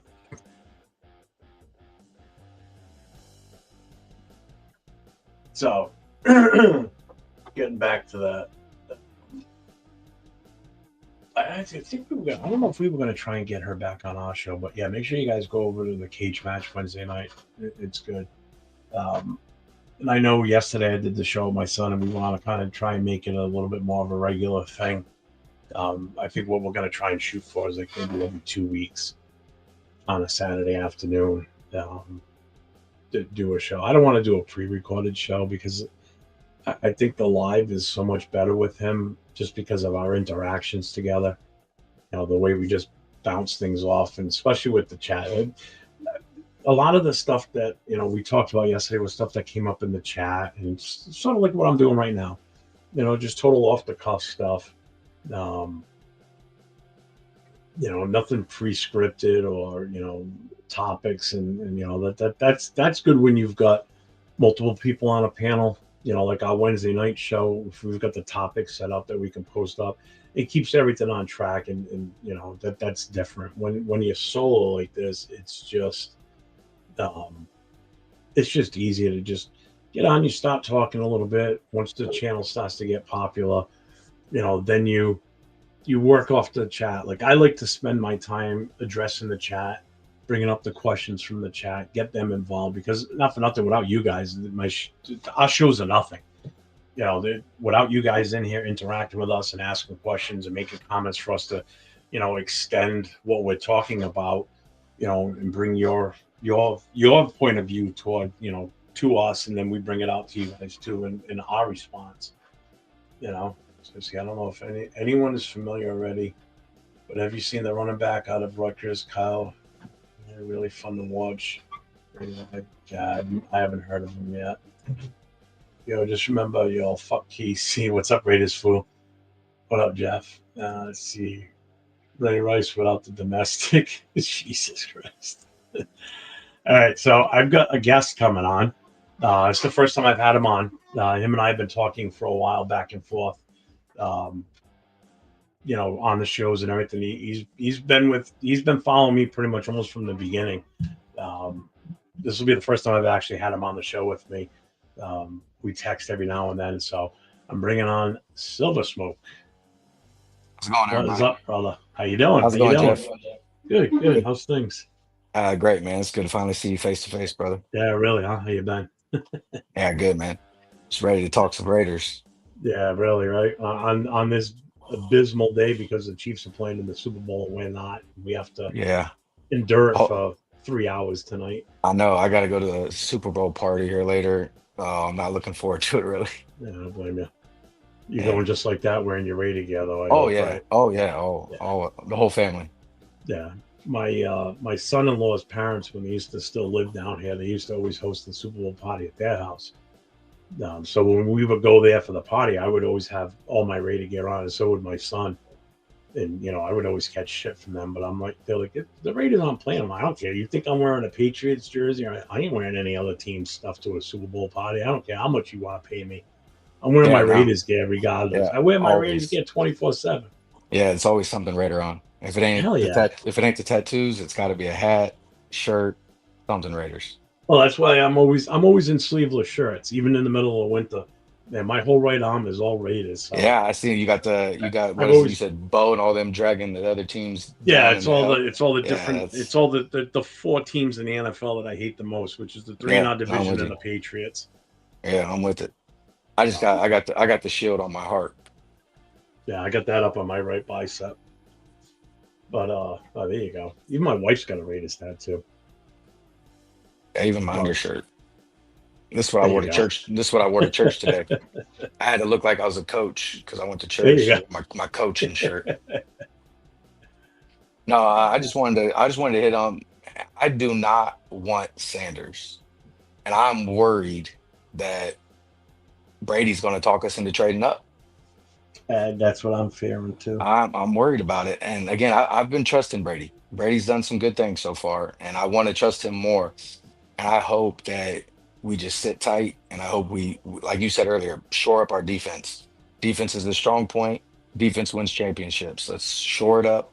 We need got Diablo going to be leaving. Hopefully, we don't bring him back. We need to bring in another good linebacker. Patrick Graham's never had two good linebackers. Yeah, Spillane, but we bring in somebody like Jahad Campbell out of Alabama. I think we can get him in the second round. That's why I changed up on Dart. Like I do want Dart, Yeah. but man, if we can get Jahad Campbell and Will Johnson in the first and second, and then we can grab Will Howard in the third, I would rather that overall for the team, in my I, opinion. I'm a little bit more partial towards Howard now too, especially with Chip Kelly here. I mean, his That's the only system worked reason. with yeah, his system worked with him in Ohio State. I mean, he won a national Exactly. championship. That's You the only know, reason I would some be people be okay like, with it. well, yeah, well, some people are like, well, he still doesn't run the system right. He didn't do this, he didn't do that. But you're talking about adapted to a whole different level now too. Yeah, So it's going to be a totally different. It's probably going to be more than likely a totally different offense than what he ran at Ohio State. Because number one, you got different breed of talent in the pros versus what you have in college. Too. facts. It's I just there's just something about those two quarterbacks that just is sour on me. I don't know what I can't put my finger on it. Like when you just get a bad vibe from a player when you Yeah, see him, I feel that way about Sanders. you just have a feeling that if we draft him, I just feel like we're going to have complete buyer's remorse. Like a year from Yeah, now, we're going to be like, why the fuck did we pick that pick? I agree. Yeah, what I liked what Chip Kelly said was he said no matter who is there, he's gonna shape the offense around them. So that makes me feel like you're always big on AOC. Again, if we just kept AOC there, we draft in Will Howard. I feel like they're very similar. Will Howard's a little bit more physical, so he can get out and move out of the pocket a little bit more, but not much. So I feel like we keep AOC for year one, let Chip Kelly build around him, bring in Will Howard or Jackson Dart, and we let them sit. No matter what, we gotta let that rookie sit. We Oh, you cannot have just to. throw them to the Yeah, fire. And I hope you Tom Brady have to. stays true to that word because he said that, but let's see him stay true to it. Which is why I I'm so which is why I'm so against moving up to grab one of these guys because how is that a value for your pick if this kid's not even going to touch the field in year one, possibly maybe even exactly, two? You never know how he's going to develop either. exactly. Listen, I know I you're wouldn't taking a mind. chance with any draft pick, but you That's know, facts. I wouldn't mind if, say, we're on week 9, week 10, week 11, and we're just abysmal. And AOC's just not getting it done, or whoever we bring in as a veteran quarterback, the bridge quarterback. Okay, if you really think giving him some time at the end of the season, see how he's developed, see what he's doing, I get that. But throwing him in before week 9 or 10, no, it's too early. It's too soon. I mean, my other take on that too is if we do start with someone else at quarterback and they just start off god awful, by week 4, if it's not getting better, then it's probably time to make a change. I agree. I give you that. I'll give you Because that. If you're if you gonna have, do it that early. yeah, don't wait till towards the end of the season, because let's face it. I mean, this team's going to show something this year. We got to show some spark of life, especially in the offense side. I'm I with you. mean, because we already know what the defense is. It's only going to get better going forward at this point. I think I can't imagine it taking a drop back. You know, Yeah, that makes sense. That makes sense. and I think the other reason we need to get the defense shored up even more is just based on who's on our division. You're talking about three really good quarterbacks, a team that's been to 4 Super Bowls, recent, a chance to win their third one today that they're going for. Three good offenses basically. And if you go in there with a half-ass defense but a good offense, what good is that? Your defense is still going to give up 30 plus points. You better hope your offense is scoring 35 to 40 because Yep. if your defense can't stop shit, especially with those three quarterbacks, fucking forget it. The Yeah. season's No. over before it starts. And Kermit the Frog's already shown that if it comes down to one score, either the refs are going to give it to him or he's going to will it somehow. Yeah, So that's we why I got get to. nervous when teams leave him like 3 minutes on the field, Oh on yeah, the clock. it's It's like, well, there goes that game. It's just we. he's just got that it factor. Just the same thing with Montana back in the day. If you left him a minute and 5 seconds and they're down by 3 points, guess what? He's going to get a touchdown in that time frame. It's going to happen. It always did with Montana. There's certain quarterbacks that come out in the NFL that just have that it factor. Agreed. Manning was that. Mahomes is this generation's player that's like that. Montana was his generation. These guys are still going to get it done regardless. You know, I got a question for you. Have you good. looked into the defensive end out of Marshall? I can't remember his name off the top of my head. No, somebody begins with an S. I think somebody mentioned it yesterday. Oh, How's it going, Jack? shit. Let me see if I can find him. Yeah, I was watching some of his tape the other day, and then I was going Oh, back that's and not Mike watching. Green. Yep, Mike Green, and I was watching his Senior Bowl practices. I tell you what, that kid looked he has that tenacity about him. He just looks mean, Yeah, and I'm he was reading it right. playing. He was eating up every tackle he was going against. He was eating them up. That's what it says. So he's an edge rusher from Marshall. He's 6'3", weighs 251 pounds. He's a Virginia transfer. Green's stellar season has boosted his 2025 NFL draft stock with lofty projections for a Sun Belt edge for a Sun Belt. Yeah, I wouldn't However, mind getting him in the second. no, well, that's what they're saying here too. However, a strong performance at the 2024 Reese Senior Bowl could push him into a day one or two consideration. Yeah. Because right See, I now was thinking, he's ranked overall as the number 33 ranked yeah. defensive end. And see, and we pick pretty early in the second round. I think 37. Yeah. So I could see if we can't get Darth Vader at the sixth number all pick, because we all know Carter's probably 99% chance going to be gone. Oh no, he's ranked number 33 overall. So he's slated very right at the edge. Yeah, exactly. And He's Carter, right at first, second round. Darth Vader Carter, he's going to be gone at six, nine times out of Oh 10. yeah, I'm sure he is. So if we could plus up, we don't know if Kuntz is going to be what we thought he was going to be, and he might not even come back. We know Chase Young looked pretty good, but we still don't even know if he's coming back. We need somebody on the opposite side of Max Crosby, and I would not mind going for that kid in second round. I would not mind that at all. I I prefer mean, if Jahad Campbell, but if they went with that Marshall kid, I would just be just as excited. I don't like Sanders personally. I don't think he would be a good leader. I don't either. Yeah, What's no, I up, agree Daniel with Barry? How you Sanders. doing, brother? I think Sanders, I think he's a showboat. I think he's only there because his dad's name. Like, I'm not trying to take nothing from the Sanders name. We all know Prime is it's prime time. Like, but that's his dad. That's not him. And Well, and here's yes, go ahead. here's my take on him too. Is what if? All right, so we go and grab him, and he starts, and he's just faltering in the worst way. You know what's going to start is media is going to be right in Dion's face saying, "How come this is happening? What do you think about the play calling? Did they sabotage him? Blah blah blah." These are just the questions. That if I'm thinking it, these other people are for sure when that Not even time that. comes.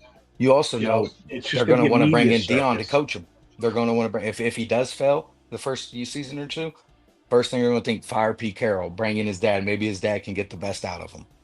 And Yeah, it's just going I to be wouldn't the be Sanders surprised. show. It'll just be the Sanders show. I would much rather go with Cam Ward if I'm going with the first round draft. I'd much rather. I think Cam Ward has the arm talent. The only thing with Cam Ward is it took him, I think, 5 or 6 college seasons to put it together. Yeah, And that's the at one. that level. So how long would it take him to put it together at the next level? See, there's a couple of things on both these players that kind of rub me the wrong way. One was Ward in his bowl game, how he got his stats, and now everybody's like, "Well, that was the coach's decision." Well, I don't care if I'm the player and the coach says we're going to sit you now that you got the records. I'd be like, "Coach, we're still losing. You want to win this bowl game, don't you?" I'd be out there. I would be fighting. I would Yeah. let it be known that I was fighting to get back out on that field to be with my teammates to win a bowl game with my teammates. I have You a haven't heard caveat to any of that. that come out unless I missed that. I haven't heard anything come out that he Okay. was fighting to get back out on the field. What I heard was he didn't want to play at all originally. That's And even then, worse. well, let me finish. Then they said that some of his teammates weren't going to play if he didn't play. So then he was like, okay, I'll play the first half just to get them all to be on board and play. If that's the case, I give him at least a little bit of credit. Like you went out there and risked an injury before going into your draft to make your money, which you didn't have to do. You still were going to be drafted high, but he did it to get his players on board to actually try for the No team. problem. If that's true, I'll give him a little bit of credit. But regardless, he should have played the whole game. Again, same as like Oh, Max definitely. Crosby. Everybody's Max Crosby trade this, Max Crosby trade that. No matter what, in 2022, he signed a contract. Play your contract. Yeah. You don't start complaining about it halfway through it after you got your guaranteed money. You should have made it in your contract. Every season was guaranteed money then, if you cared about it that much. You sit down and you make your contracts. I mean, it's like when you join the military or you join the firefighter, you swear an oath in, you join in. You knew the contract you were signing up for, you agreed to it, you signed the dotted line, honor that contract and play it. You don't hold out, you don't threaten, you don't do stuff like that. To me, I've told you, Max is my favorite player for the Raiders. That hurt me. That made me a little upset with Max because I Yeah. feel like his character should be better than that. Well, luckily, it seems like he's back on board again. So I agree. And now thank, with that being thank said, God. he does deserve to be paid. I give him that. He Oh, deserves it. definitely. He's the leader of the team. He sets the example. He gets everybody on board. But they need to be better about structuring the contract. If he's got a problem with it, structure it better. You have an agent for those reasons. So EC Everett says, check out the Virginia Tech edge. Antoine Ryland Powell, probably a day three flying under the radar so far. Due as a wrecking ball. It's the first I've heard of him too. Yeah, I haven't heard of him. Let's see, Kuntz going to cost approximately 18 million, while Chase on 6 to 7. Chase on's Oh a yeah. definite re-sign. I'm Oh yeah. If sorry. I would take him over Kuntz any day, just from what he showed in those 5, 6 games that he played for us. He outperformed Kuntz in every way, in my opinion. Yeah. Kuntz flashed here and there. Chase on every game. You've seen it every game that he played for Well, us. like the thing with Kuntz is we didn't even get a full season out of him in 2023. We got an Exactly. abbreviated version of him. Yeah, Yep. yeah, he played awesome, but we never saw him in 2024 because of his injury. So now, if we're going to re-sign him, It's got to be a you prove it know, year. yeah, he can't be coming saying, "Oh, I want 20 million." Yep. Well, see you later. Yeah. I'm Bye. sorry. We've Bye. already got a guy that wants to be here. We'll just grab one in the draft then. That can probably start from day one too. Yeah. And they said More than likely. They said Chaseon wants to resign with the Raiders, and that he said that That's even better. That's gonna make they you feel good as a rejuvenized Raider his fan. career. They Yep. rejuvenized his career, and he wants to give it back to him. And he said he loves playing across from Max. So I definitely think Chaseon's the answer over Coons. If you have to choose one, I'm taking Chaseon every time. As a defensive end, how could you not be happy playing against Mac? I mean, playing on the opposite side of Max. Because guess what? 9 times out of 10, Max is getting double teamed. So guess what? Going in, you're going in one on one, or Exactly. sometimes if you get enough of a lead at the snap, you're going in untouched. And then You next know. year he'll have Wilkins in the middle too. That's another double team. So again, Yeah. you're definitely getting the one-on-one, if not just a tight end. Yep. I mean, you take that every day. Now, Oh how do yeah. you feel? What do you feel about trading for Browns Miles Garrett? It's got to be. You got to see what the asking price is first. Exactly. I'm with you on the asking price and what would his contract look like? Now, Yeah. obviously, we all think it would be great to see them two next to each other. I mean, imagine the Oh my wrecking God, you machine they would shitting do. me? But if he Jason would wants be out of a 30, job. exactly, if he wants 30 Unfortunately. plus million a year and we got to give up multiple first round picks, I'd rather take Chase on. Yeah. Yeah. I mean, that would. Oh, well, because they even asked Max that in one of the interviews I watched, and he's like, "That would be an absolute dream. Are you kidding me? How could you not want to play Yeah, on the no. same team as him?" You know, I tell you what, Mahomes would be pissing in his pants. Oh my God, yeah, he should be 100%. pissing in his pants anyway right now because their offense isn't as good as everybody thinks it is. No, and You they're going know, to lose that. They're going to lose that guard Trey Smith. They're going to lose him, I guarantee yeah. it. Hopefully he's coming here to us because Yeah, we need that. that would be huge. I I like mean, geez, we played KC earlier this year. Yeah, we got 5 sacks on him in that one game. yep. If we can get to him with the diminished defense that we had, I I'm mean, hoping the Eagles do it what do you think tonight. the Eagles are going to do to him tonight? Oh, I'm good God, hoping. I'm hoping.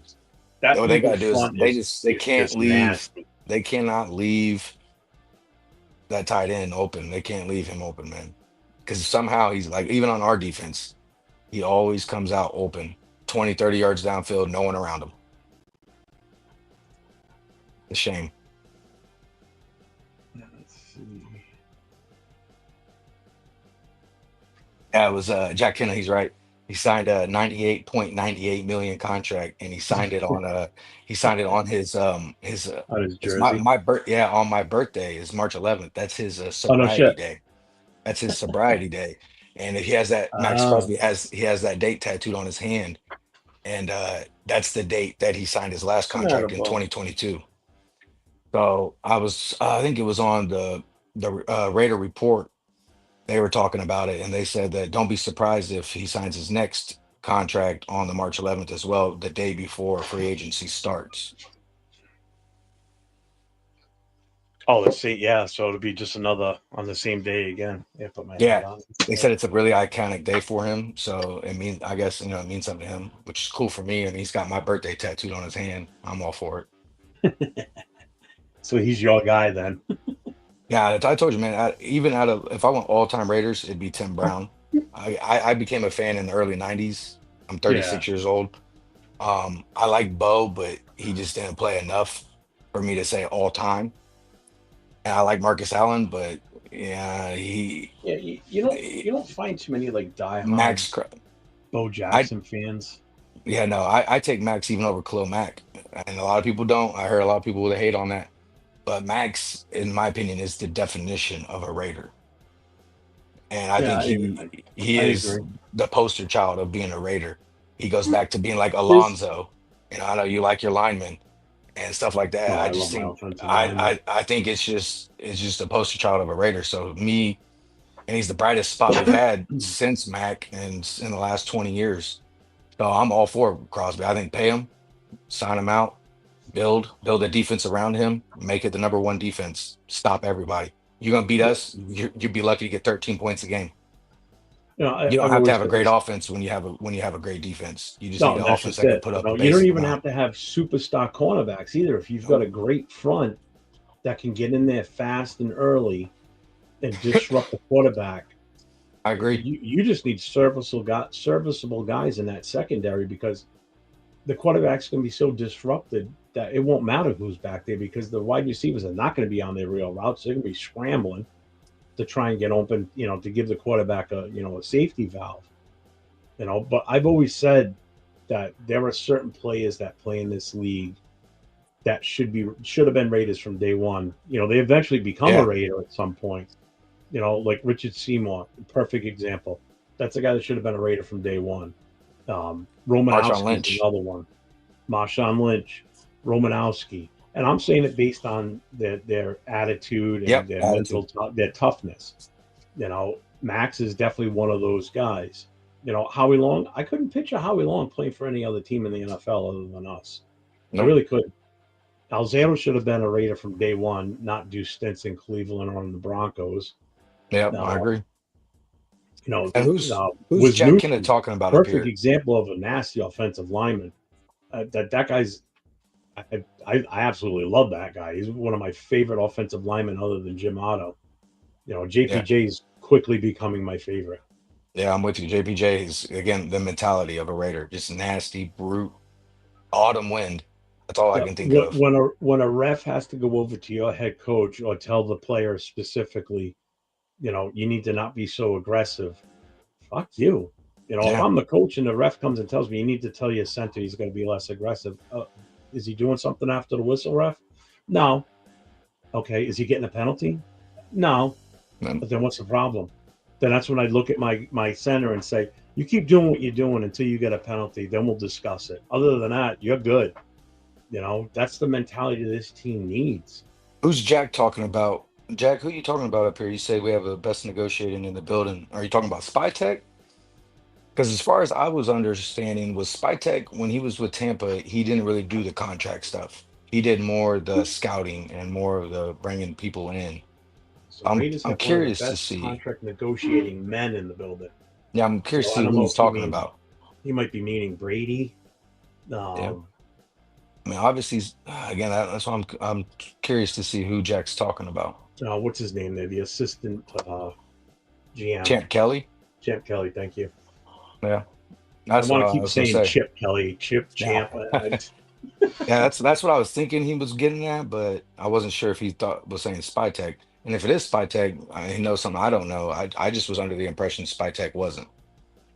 That was more his counterpart when he was with Tampa.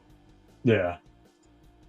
We'll see. Just start him. Oh, they're still talking about AOC. I'm a little behind on the chat.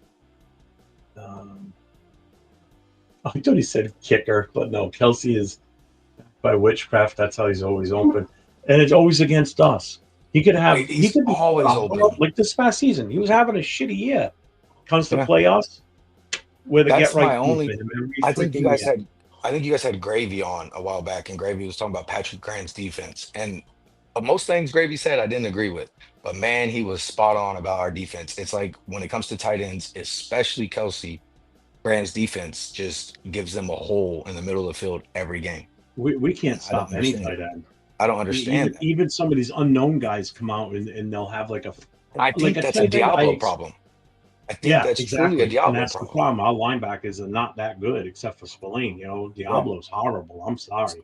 Again, that's why I'm You know, thinking it's the Diablo problem. I think Diablo's probably the spy on the tight end or the man on man with tight end, or it's usually they'll just target whatever zone he's coverage always out area of that place. he's in. Yeah, and it's killing us. I Yep. definitely, besides his name being Diablo, other than that, he's got to go.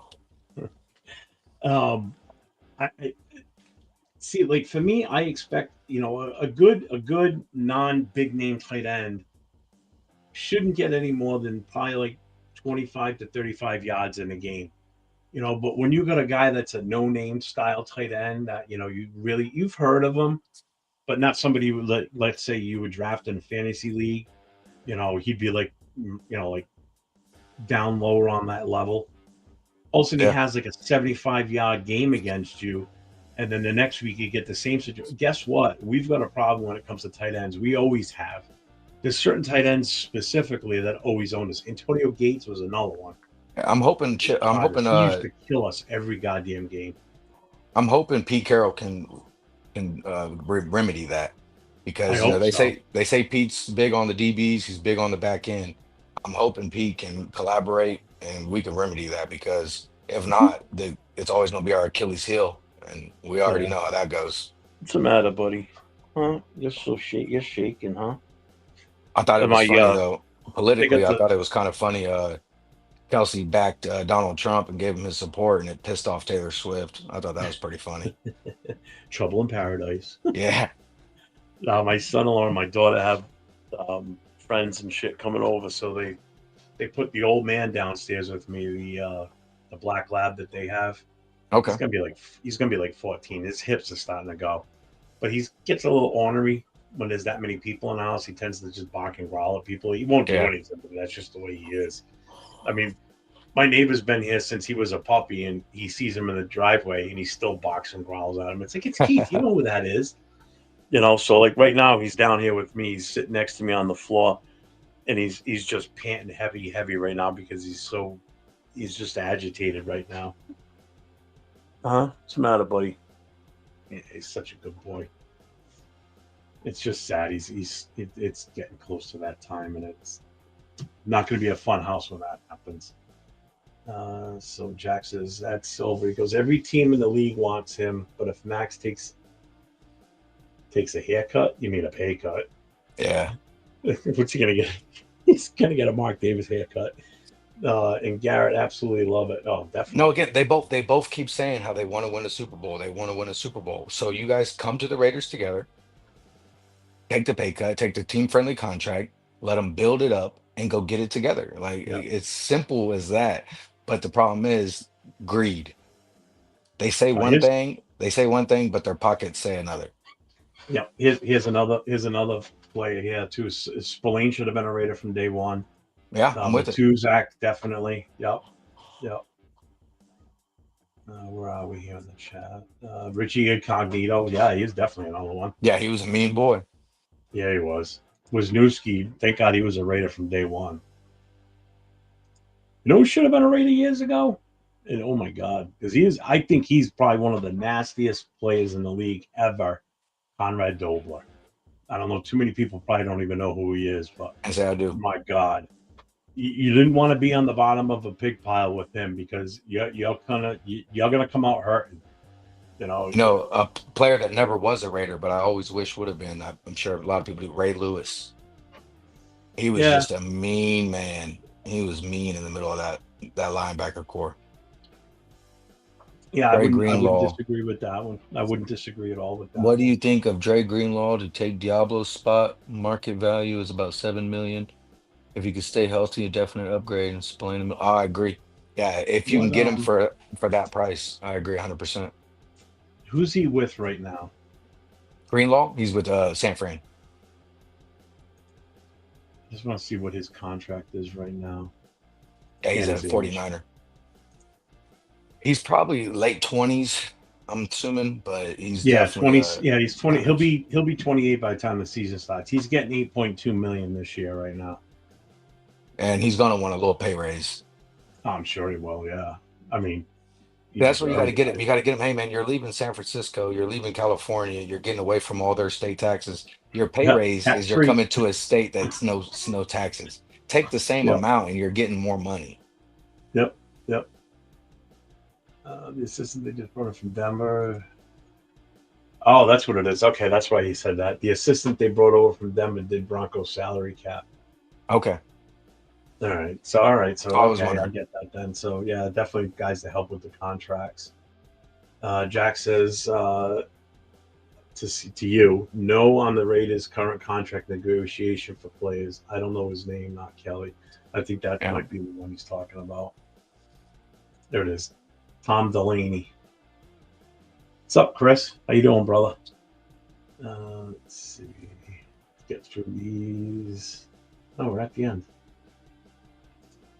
I don't know about Lawrence Taylor though. I think he was more of just a really good player, not that nastiness, I guess, in a way. I just I don't feel know. like if you say Lawrence Taylor, you might as well say Michael Irvin because they Yeah. both were really great, but they didn't have the nastiness. No, no, no. But I mean, here's another one that's Jack's really asking, nice. what part of the world are you from? He's asking you. Me, Jack, I'm from Indiana. I live about 30 minutes from downtown Indianapolis. Sorry, you said you go to the combine, don't you? Yeah, yep, I'll be there again this year. Do you go on a specific? Uh, I go every day. oh, you go every day. Oh, okay, Yeah. that's cool. That's cool. I like to watch. I'm a big film guy. I want to see who's up and coming. I don't care too much about college football. I just Yeah, follow players. I don't really have a team. I root for the Hoosiers and I root for the Irish. I don't care. I don't really have team. I'm not big on college football besides players. I want to follow them because I want to see if they're good enough to go to the Shield. That's all there that you go. matters to me. That's all that matters to me. And so I live so close. The tickets are literally dirt cheap. I go in, I watch, hang out, How have much do fun they with my charge for you to buddies. go in and watch that? Most I've ever spent is probably about 40 bucks. Per ticket? Yeah. That's not bad, I guess.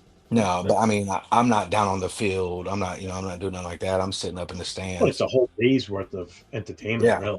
Think exactly. about And it. again, it gives me something to do in the off season because I don't know about you guys, but when football's not on, I'm like, I get that itch. Yeah, no, tell me about it. The good thing, especially now for me, is doing this. This is going to give me something to fill that void, basically. No, I Doing agree. these shows that I do and interacting with with the fans and everything. This is I don't know why in God's name I didn't start this earlier.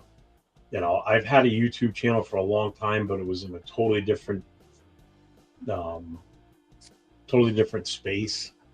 I agree. It was My doing, YouTube, it was making military models. yeah, my And I'm like, YouTube is I need to just switch Raiders. gears. I mean, I always followed YouTube creators, for Raider content and everything, but never really thought about making my own channel. And then once I took over as president of the club, I was just looking for new ways to expand the notoriety of the club, Yeah, on more of like a national level. Like, we're here, people don't, people even around here aren't aware we're here or in this area until they bump into one of us.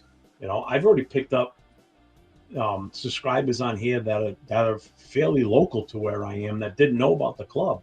that's Now awesome. they know. Yep. The season's over, but now at least they know comes next year.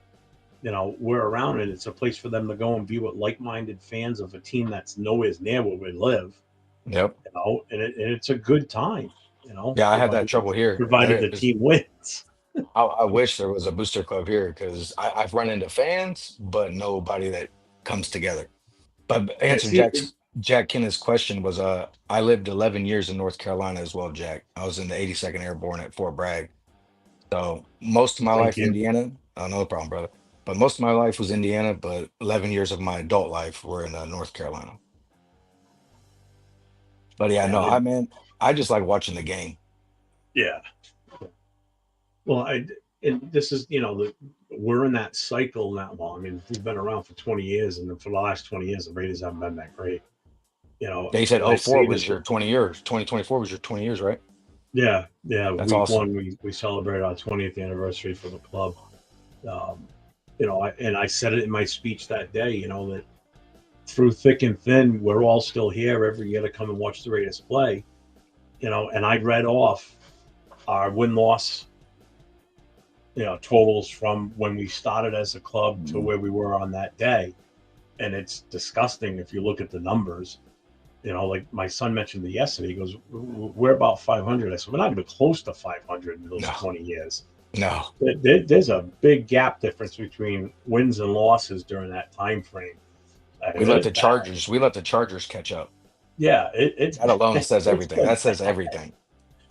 and I say this every year too. Like when we start having low turnout numbers at the bar, we're a victim of the product that gets put on the field. So if the team's doing shitty, people don't want to come and spend money at the bar when they could stay home and watch the game for free, nice and comfy on their couch. You know, I can't blame them. Yep. I'd still like them there, but I'm not gonna. You can't force people to come. I It got a question sucks. for you, Jeff. When are you guys going to sell those coins? Say that again. Coins. You said your booster club was going to have coins for sale. Yeah, we got to. I'm still waiting for the company that does our merchandise. Yep. I've already seen what the site looks like. They're just going to do some final stages to it. I was kind of hoping it was going to be up and running by Friday so I can start promoting the shit out of it. Okay. Um, Well, I but know I definitely want to get me one. I'm gonna I put it hope in it's my. this week. I'm gonna put it in my cabinet with all my military coins. Set Yeah, it see, up there. someone It'll be like my you only know Raider one. exactly what I'm talking about with those coins. I mean, that's the good thing about it. A lot of Yeah, people no, don't I'll be excited. understand the whole coin thing. Yeah, But man, carry it in I your mean, pocket, like you guys at the Booster Club. What I I got would one do is, sitting right here. yeah, what I would do at the Booster Club is, man, you keep a coin in your pocket. You catch somebody without it, the next round's on them. Yeah. You Well, got to pull it I mean, out. that's You got to kind of the chunk it. idea with them. Yeah, That's not what I'm doing with them at the bar because not everybody's going to carry around that coin. I just know they're not. It's more of a keepsake basically that they put I with all understand. their other Raider memorabilia. You know, but yeah, the initial items going on the store are going to be these hats, the winter hats that I wear. Um, we've still got a bunch of our 20th anniversary T-shirts will be on there. These the magnets. Okay. These will be on there. They got the QR code on the magnets too, and these are like car magnets. You can put them on anything, but since I picked them up, I've had one in the back of my car, and it has not fallen off yet, so they're pretty strong. Okay. What else have we got going on there?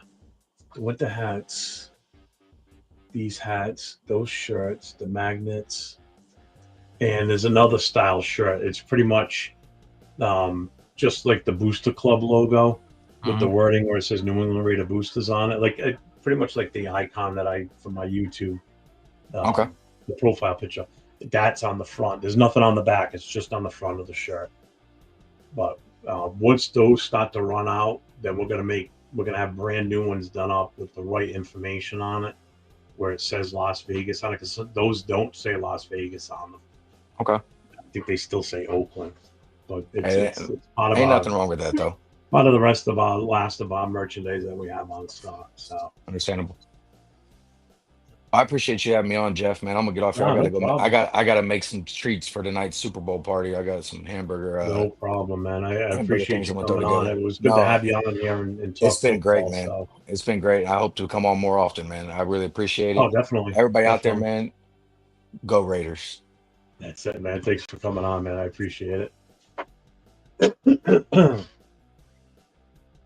Oh, that was cool. That's the first time I've had him on. That was awesome. It's a smart guy. He knows his football. That's for sure. Let's see. Where were we? Sorry, I got behind on the chat a little bit. Tom Delaney. Yeah, yeah.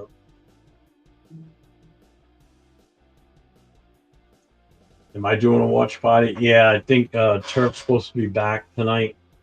So I told Turf, I said, I told him I was going to do one, but he said he was going to be on. He should be here tonight with no problem. So he'll hit me up unless something else has changed.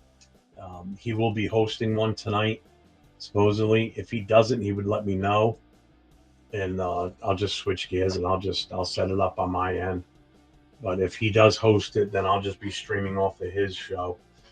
So you guys can catch it on this channel here. So it'll be linked on mine and his. I don't know if anyone else is doing it or not.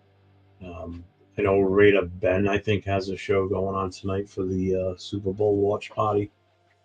We're what 4:30 right now.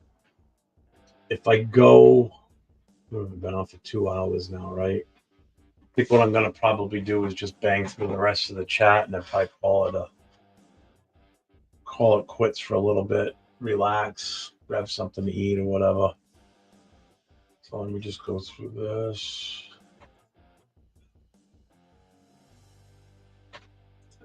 Sorry, Jack, I didn't see that before. My bad. Well, let me finish cooking. See you later, Chris. I know I'm probably way behind on that too. That was like 5 minutes ago. What's the matter, Bobo? You calm down now? You're a good boy. Poor thing, he's getting so old so fast. I think only Cleveland and maybe Detroit have a worse record of the last. Yeah, you're probably not wrong there. You better get a coin. Yeah, pay for it, fucker. I don't know. I don't think the coins are on the store for the first run on the store.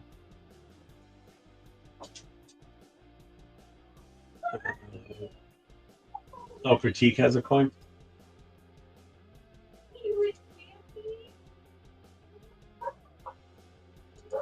So you got to run, guys. Much love from Vegas. You all have a blessed Sunday, FKC. Later, Chris. You still rolling, big dog? About to get the tri-tip on the grill. Better get ready for the big game. Yeah, I'm gonna be getting off now. I think. Just wanted to bang out through the rest of these chats.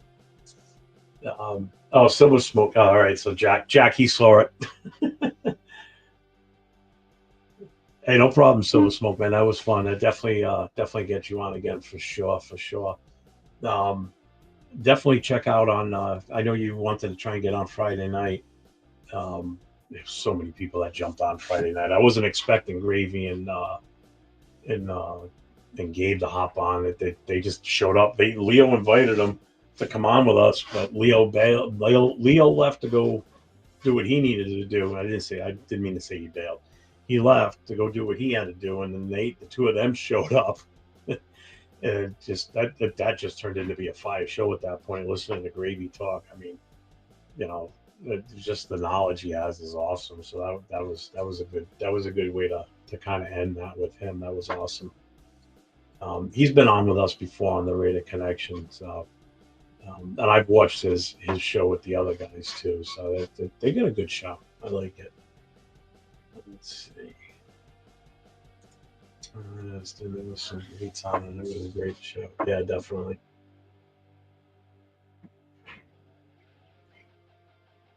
Gravy doesn't like PG. Peter Gabriel? He's not a fan of Sledgehammer? Sledgehammer. I don't know what you mean by PG.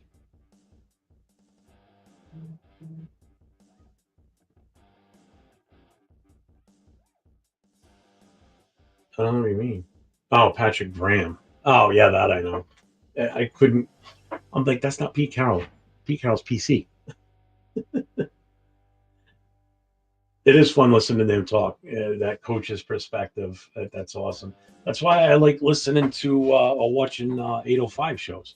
Like I said yesterday when I was on with JT, you know, it's you know it's it's taught me. You know, I've learned from watching his show. You know, I've picked up different aspects that I never really realized before.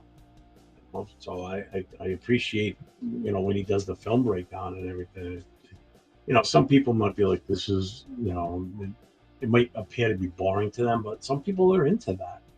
You know, some people like that. If you like film breakdown, make sure you guys go over to Real Talk. Uh, Real Talk Raiders 805, man, because that show's fire when he's on, especially when he does the, you know, the in season game film breakdown. And it's good. It's really good.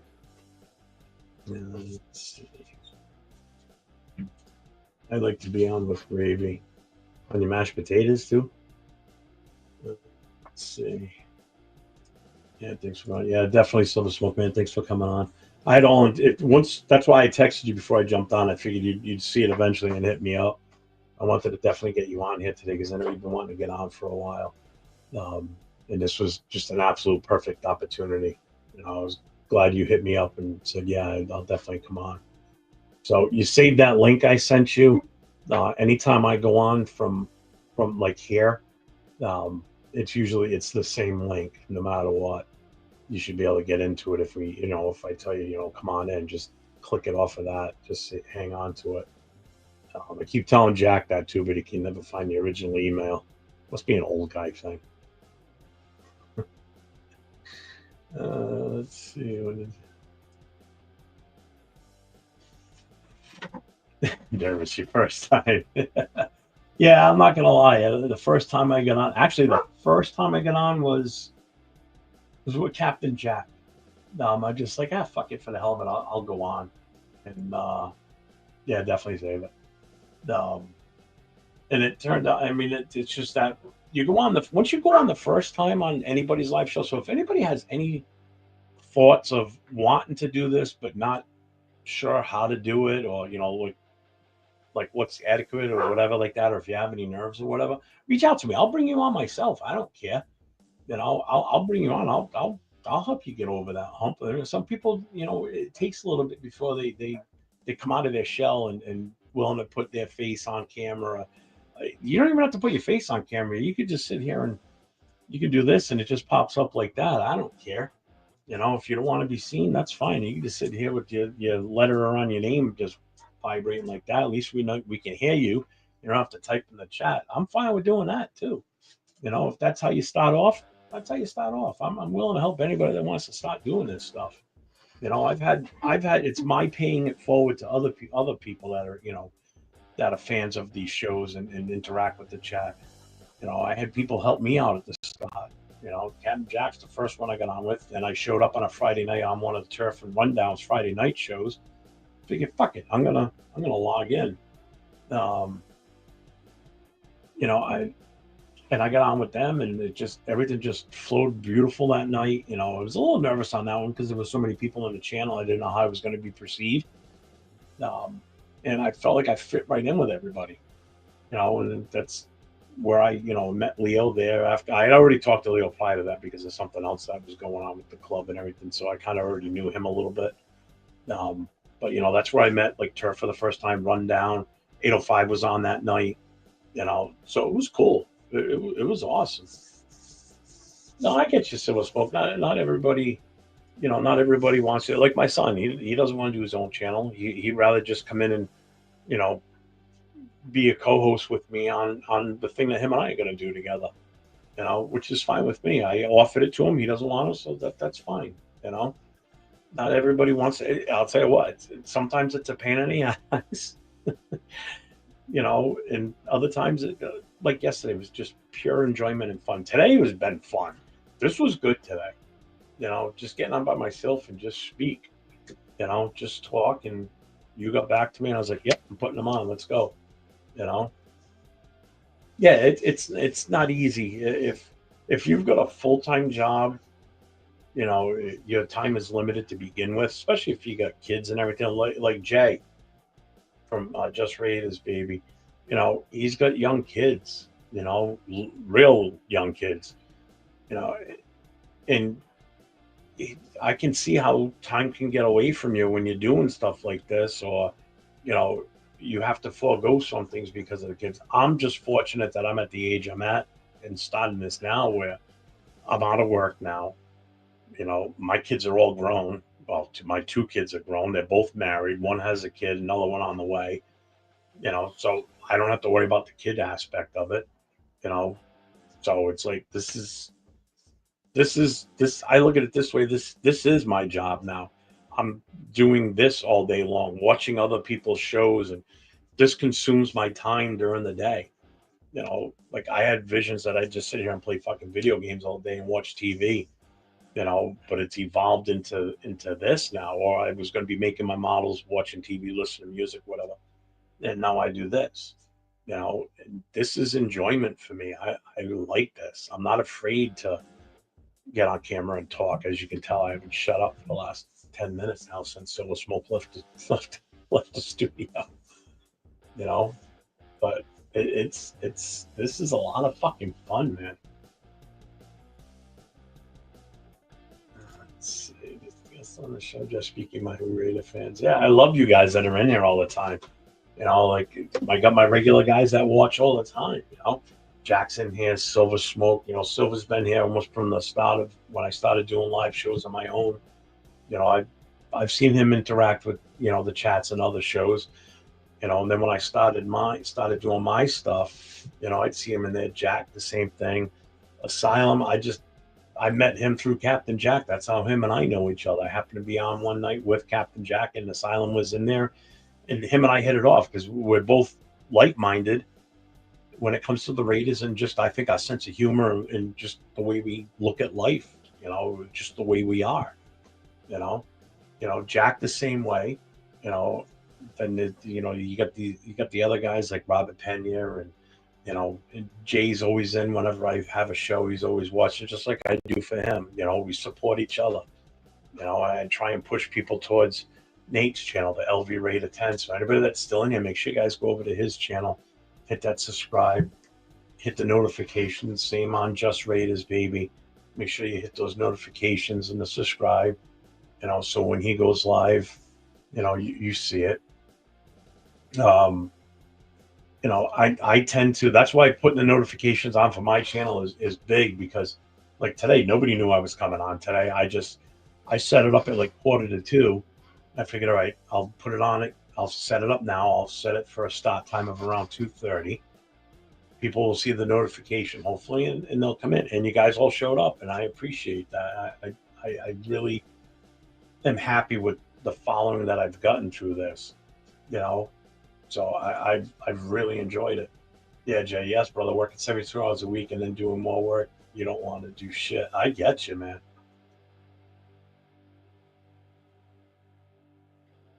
Hey, just not today, Jack. I'm a little busy today. I got too much shit going on. Because I will be on live tonight for sure. We need to spread your channel, get your people. I'm almost there. I'm not that far off. Um, when I do get to that point, I do want to.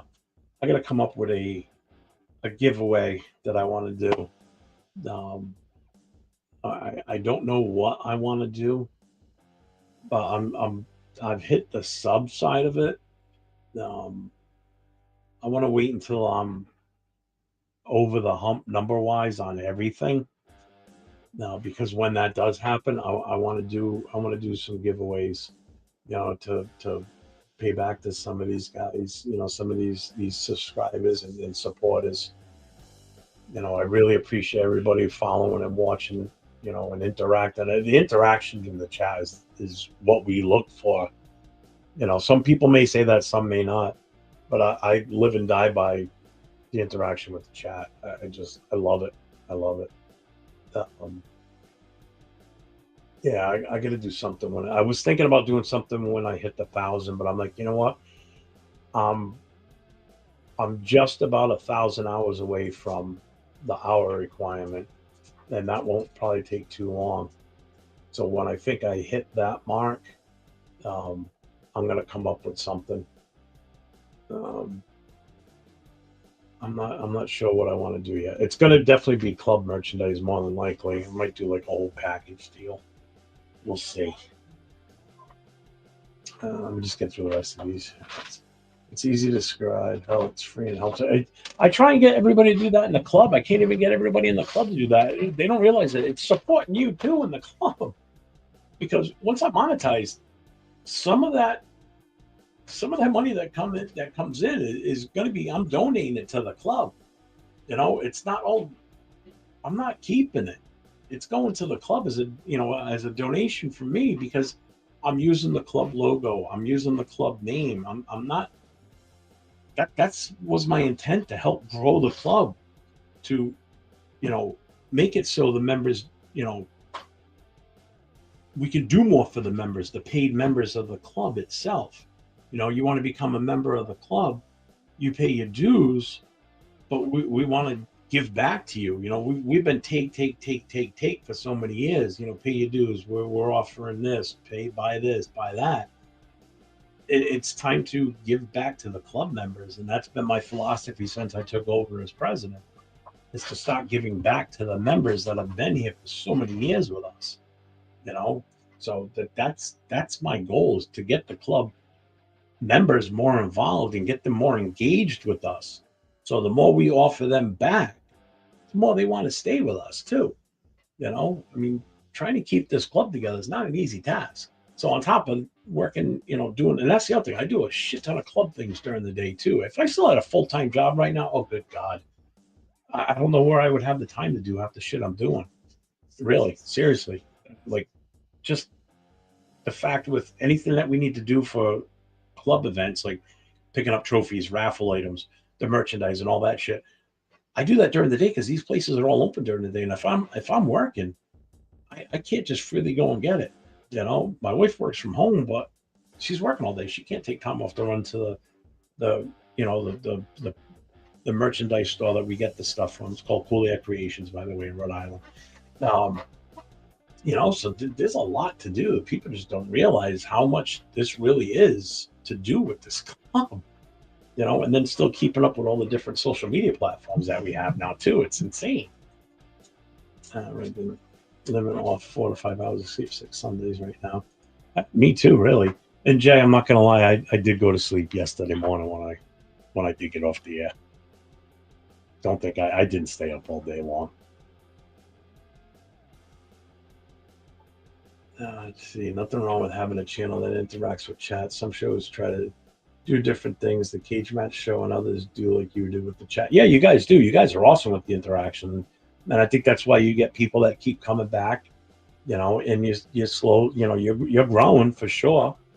So repost it again too, and I'll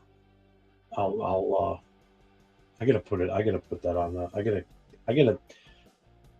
There's so many things I need to save so I can just copy and paste easier. I every time I do a show and do the setup, it's always I have to copy and paste from other live shows like this one. I had to copy and paste from others, so I don't have to sit there and type through everything every time. I'm glad I found this community of rated content. Yeah, we thank you for that, man. We appreciate all the support we get. Trust me, it does not go unnoticed. Almost monetized, need 220 subs, can do giveaways and bring more content. So you do a lot of videos too, which helps you a lot too. I used to do a lot of edited videos during the season because I had a lot of content that I could do. I still have stuff from this past season that I haven't edited yet. I need to do that. I need to. I still got I still got stuff from week one, the 20th anniversary show. I want to do a special um, edited video strictly for the 20th anniversary show, 20th anniversary celebration. Sorry, but then I also want to do a recap of the year where I take bits and pieces from every game of the week of throughout the season. That's just going to take a lot of work because that's a lot of different. I mean, I've got so many files that I'd have to go through to pull that up. So that's going to take some time. That's definitely an off-season project after the draft. Where I've got that time where I'm not having to worry about doing shows because this news broke or that news broke. Which right now if this would have been a normal season and AP stayed as the head coach, we wouldn't have half the shows that have been on already in this community. There would have been no pop-up shows because we just hired a new coach or an OC or a DC. Well, probably a DC because Graham was leaving.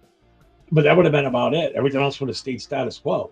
We wouldn't really probably be talking about drafting a quarterback and all this other crap, blah, blah, blah. It would be a totally different atmosphere right now. And there's a silence post. That's the for the cage match. Don't forget, Miss Peggy will be on this Wednesday. So, and it's a perfect time. You go and watch their show, and then when they're done, you come over to the Raider Connection and you watch our show at 10 o'clock Eastern time. Perfect. You go from one show right into the other. So you go watch Miss Peggy on their show, and it lines up sometimes where she's on their show, and then she jumps right over onto my show, which is what happened the last time we were on when we had her. Sorry, that's what happened the time we had her on. She was on their show, then she left. I watched her on their show, and then she left their show. And by the time I switched over and turned the studio on for our show, she was already in there waiting. So it's perfect. Yeah, yeah. So I got to see her twice that night. Some channels only read your chats if you pay, and in those channels I don't even comment. Really. Yeah, I hear you too because I post on some of those and it just first gets brushed right over. Jay, I don't know if you heard me. Um, when you and I logged off Saturday morning at like 6 o'clock my time or 6:30, I got up, shut my computer off, went out and had a cigarette, and then went and sat on the couch, put the recliner back, knocked out. That was my goal. I'm like, yeah, I'm just gonna lay down for a little bit, dude. I slept till like 10, 11. So I had like 4 or 5 hours of sleep on me yesterday. So I didn't stay up all day. I wanted to, but my mind said, okay, let's do it. My body said, absolutely not, fat ass. Go lay down. You're exhausted. So it was funny because if you watch the tail end of the videos, you can see the difference between me and you. Um, you were ready to you look like you were ready to fall asleep right there on live TV, like I done already. And then I look like I was like, oh, I'm ready to go. Yeah, Randy, I definitely. Someone else asked that earlier. Was that you that asked that too? Oh, Tyler did. Yeah, I think I'm gonna go on after the game too, just to get everybody's reaction. Hopefully, it's a good reaction, meaning the Eagles won. But yeah, I'm gonna go on my own show by myself. And if anybody wants to pull up at that point, I'm more than happy to have anybody on that wants to get on camera, even if it's for your first time. I don't care. I'll post a link in the chat, and anybody wants to come in, we can talk about it. I am all for it. Let's see. Yep, beyond. Good brother. I was worried you didn't sleep. No, I did. I had to, man. I had to. I'll come on drunk if the Eagles win. Oh, at least one of us will be. You can drink for me. How's that? Take an extra. Let's put it this way. You drink. You drink as if you were me plus you. So if you're gonna pretend to be me, well, you're gonna have the drinks that I normally would have had. That means you better get out to the liquor store because I don't think you got enough to handle what I used to drink. So what you're gonna need, and I would do it in this time frame too, like from now until the end of the game with no problem. That means you need to go out. This is how bad I was. You're gonna need to go out and get 20, at least 2 sleeves of Fireball nips. Okay, and you're gonna need at least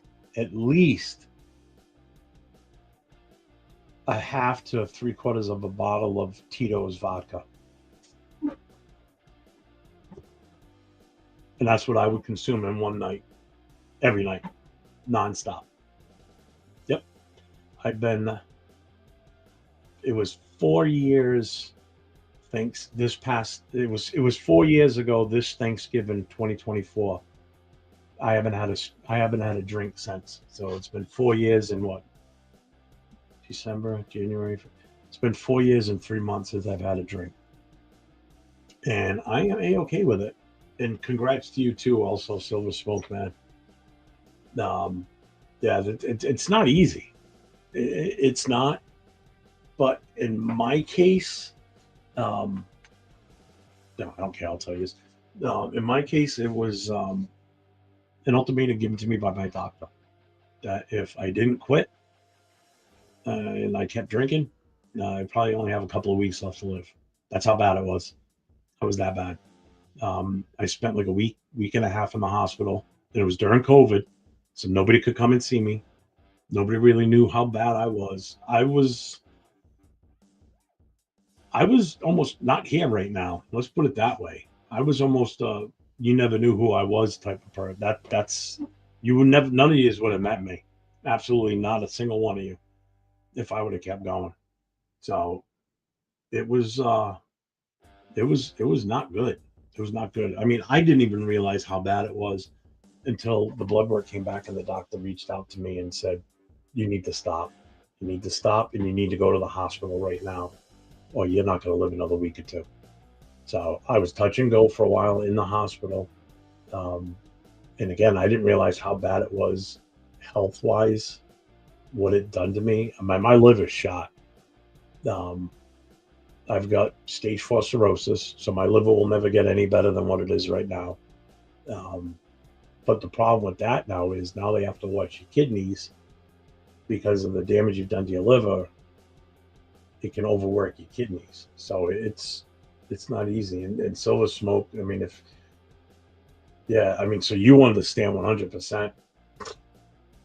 You know, that's why I had to leave.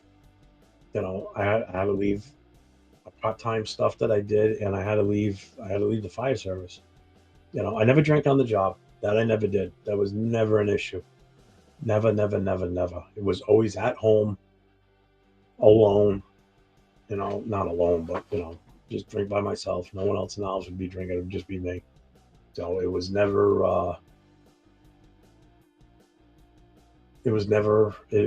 something that caused me an issue at work. Um, because I didn't tolerate that. You know, being in the fire service as long as I was, that I knew better. You know, so it did a number on me. I was in a dark spot. You know, I guess you could say it was probably my midlife crisis. I don't know, but there was a time where I really didn't drink. I could buy a six pack and it would last me sometimes a month or two because I really wasn't a big drinker.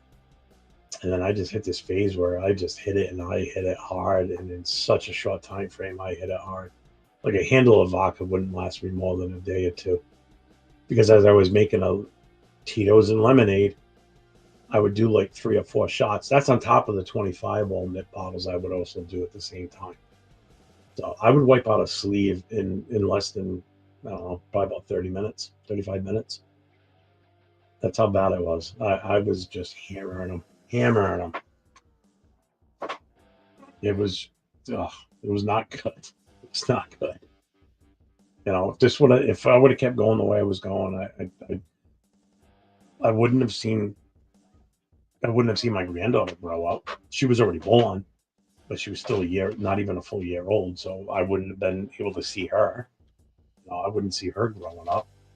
See my grandson that's coming. You know, my kids were already married at the time. I was just oblivious to anything and everything going on around me. So it was not easy. You know, it's just it's not easy to talk about sometimes. Um, that's why for me to do this right now, live on air, this is this is a big deal for me. I really don't talk about it much. You know, only my real close friends know about this. No, now the whole world knows at this point. Anybody that watches these shows knows, you know, how bad it was. And it was my own doing. I don't blame anybody. No one's to blame on this. You know, this was my own doing. You know, which is why, and I think I understand now why Silver Smoke said that Max Crosby is, you know, his all-time favorite is. I have respect for Max Crosby because of what he went through and what he did himself, you know, to get himself straight, you know, and he took a point, and he took a pointer from Darren Waller because Darren Waller was pretty much the same situation, and that's where Max smartened himself up was, you know, following Darren Waller's lead, you know. So Max is to me, he means a lot to me, you know, being a Raider and a Raider fan, you know, where I don't want to see him go. I know I talk about, you know, we should trade him, blah, blah, blah. A lot of that's all in jest. You know, I mean, in all honesty, though, if somebody calls in the office too good to pass up, you do what you got to do as an organization, you know, but that's why I have a respect for Max. You know, I don't really show it that much because I don't normally talk about this. Um, but I don't know. Something just resonated with me today when I was on with Solo Smoking, and when he said what he said in the chat, it it it it, it hit, and that's why I'm comfortable talking to you guys about this. I don't care who's in the channel now. I don't give a shit who's watching this, who's listening. That's why Angelo, if anybody knows Angelo Reyes, Rate Transplant, he had cirrhosis also. That's why he had to have a transplant. I don't know Coach Brady's full story. I know he had a liver transplant recently. Um, I haven't talked to him one on one, but I know my issue. I know why I'm going through what I'm going through, which is why I'm full time disability because of it, because I my body just doesn't function right anymore. I do fall asleep at the drop of a hat, especially after I'm done eating. Um, but it affects everybody differently when you go through liver issues like that. Um, I don't know. It just wow. I guess I really needed this. This actually makes me feel real good right now. I'm just kind of opening up. I don't normally. I'm not. I'm a very reserved person when it comes to stuff like this. I don't run around and tell people all the time, but it's just something that I don't know if it was something Silver Smoke said that just made me want to open up, or just the fact that there's someone else that I like talking to, that's allowed me to open the door a little bit and speak openly about this. Um, wow, this is try not to cry right now because it's painful when I think about what I did to my family during that time. Um, Jesus Christ, it's hasn't been a fun 4 years. Yeah, it is. It is, and I don't go to meetings or anything like that. I'm not an AA guy. I mean, I've actually done stints in rehab. I have. I had to go to a rehab once. Not many people know about that either. And again, now everybody out there knows because it's on the internet forever. Um, I did a stint in rehab. Didn't last long at rehab because I wanted to get the fuck out of there because I felt like I was in a loony bin. Actually, I felt like I was in where asylum should be. His character asylum, and it was the most uncomfortable place I've ever been in my life, and I've been in a lot of shitty situations. It just I felt like I didn't belong there. It was co-ed first of all, and I was in there with people that were also dealing with the drug side of it. I was there for alcohol, and it was just weird, and being on the job at that point still. I didn't want to associate with any of those people because I've seen too much on the fire service side where we've gone and picked up people like them going through what they're going through. But I never saw it looking at myself was the issue. I always projected it onto other people. I never realized what I was being perceived as when I went through it. And while I was there, I ended up talking to the nurses a lot. And then once they found out I was a firefighter, I would sit down near the nurses station and talk to the nurses all day long because I didn't want to be with any of the other ones, and they didn't want to talk to anybody else in that place. They rather sit there and talk to me.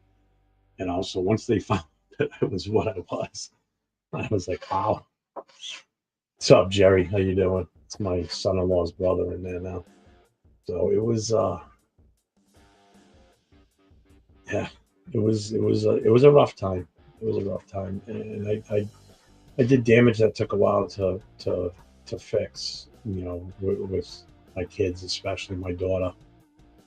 She took it the hardest out of all of them. You know, and my wife too. I put my wife through hell during all that shit because she's recovering herself too, but she's been sober for way longer than me. She's pushing 8 years now, I think. But I'm just over 4. So,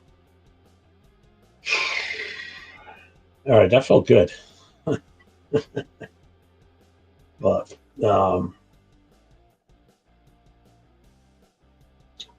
Yeah, yeah. So, all right.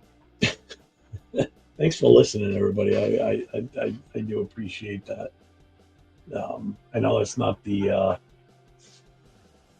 know it's not the way you guys wanted to see this show go, but it is what it is. Jerry, shut up. I'll ban your ass, Jerry. Yeah, she does, man. She does deserve a medal. She deserves a lot. Um, so I will see everybody later on when the Eagles stop playing against those assholes from Kansas City. Probably the refs too. They're gonna deal with the fucking refs. So what's the matter, Bobo? You're all excited again. I'm sorry, buddy. So hopefully everybody tunes in later on. Yeah, Jack, I'm getting off right now though, Jack. I'm signing off. I'm bailing out of here. But yeah, so I'll see everybody during the Super Bowl that shows up. Yes, yes, Asylum. Fuck KC. Absolutely. They go fuck themselves. And the refs too. But until then, I will see you all later on. And I will definitely be on live after the game is over. Yeah, I'm shipping off to Boston, Jerry. Are you even here right now? Are you upstairs? Or are you at your house? All right, everybody. Until later on, have a good night. Enjoy the Super Bowl with your family and friends. Fuck Kansas City and go Raiders.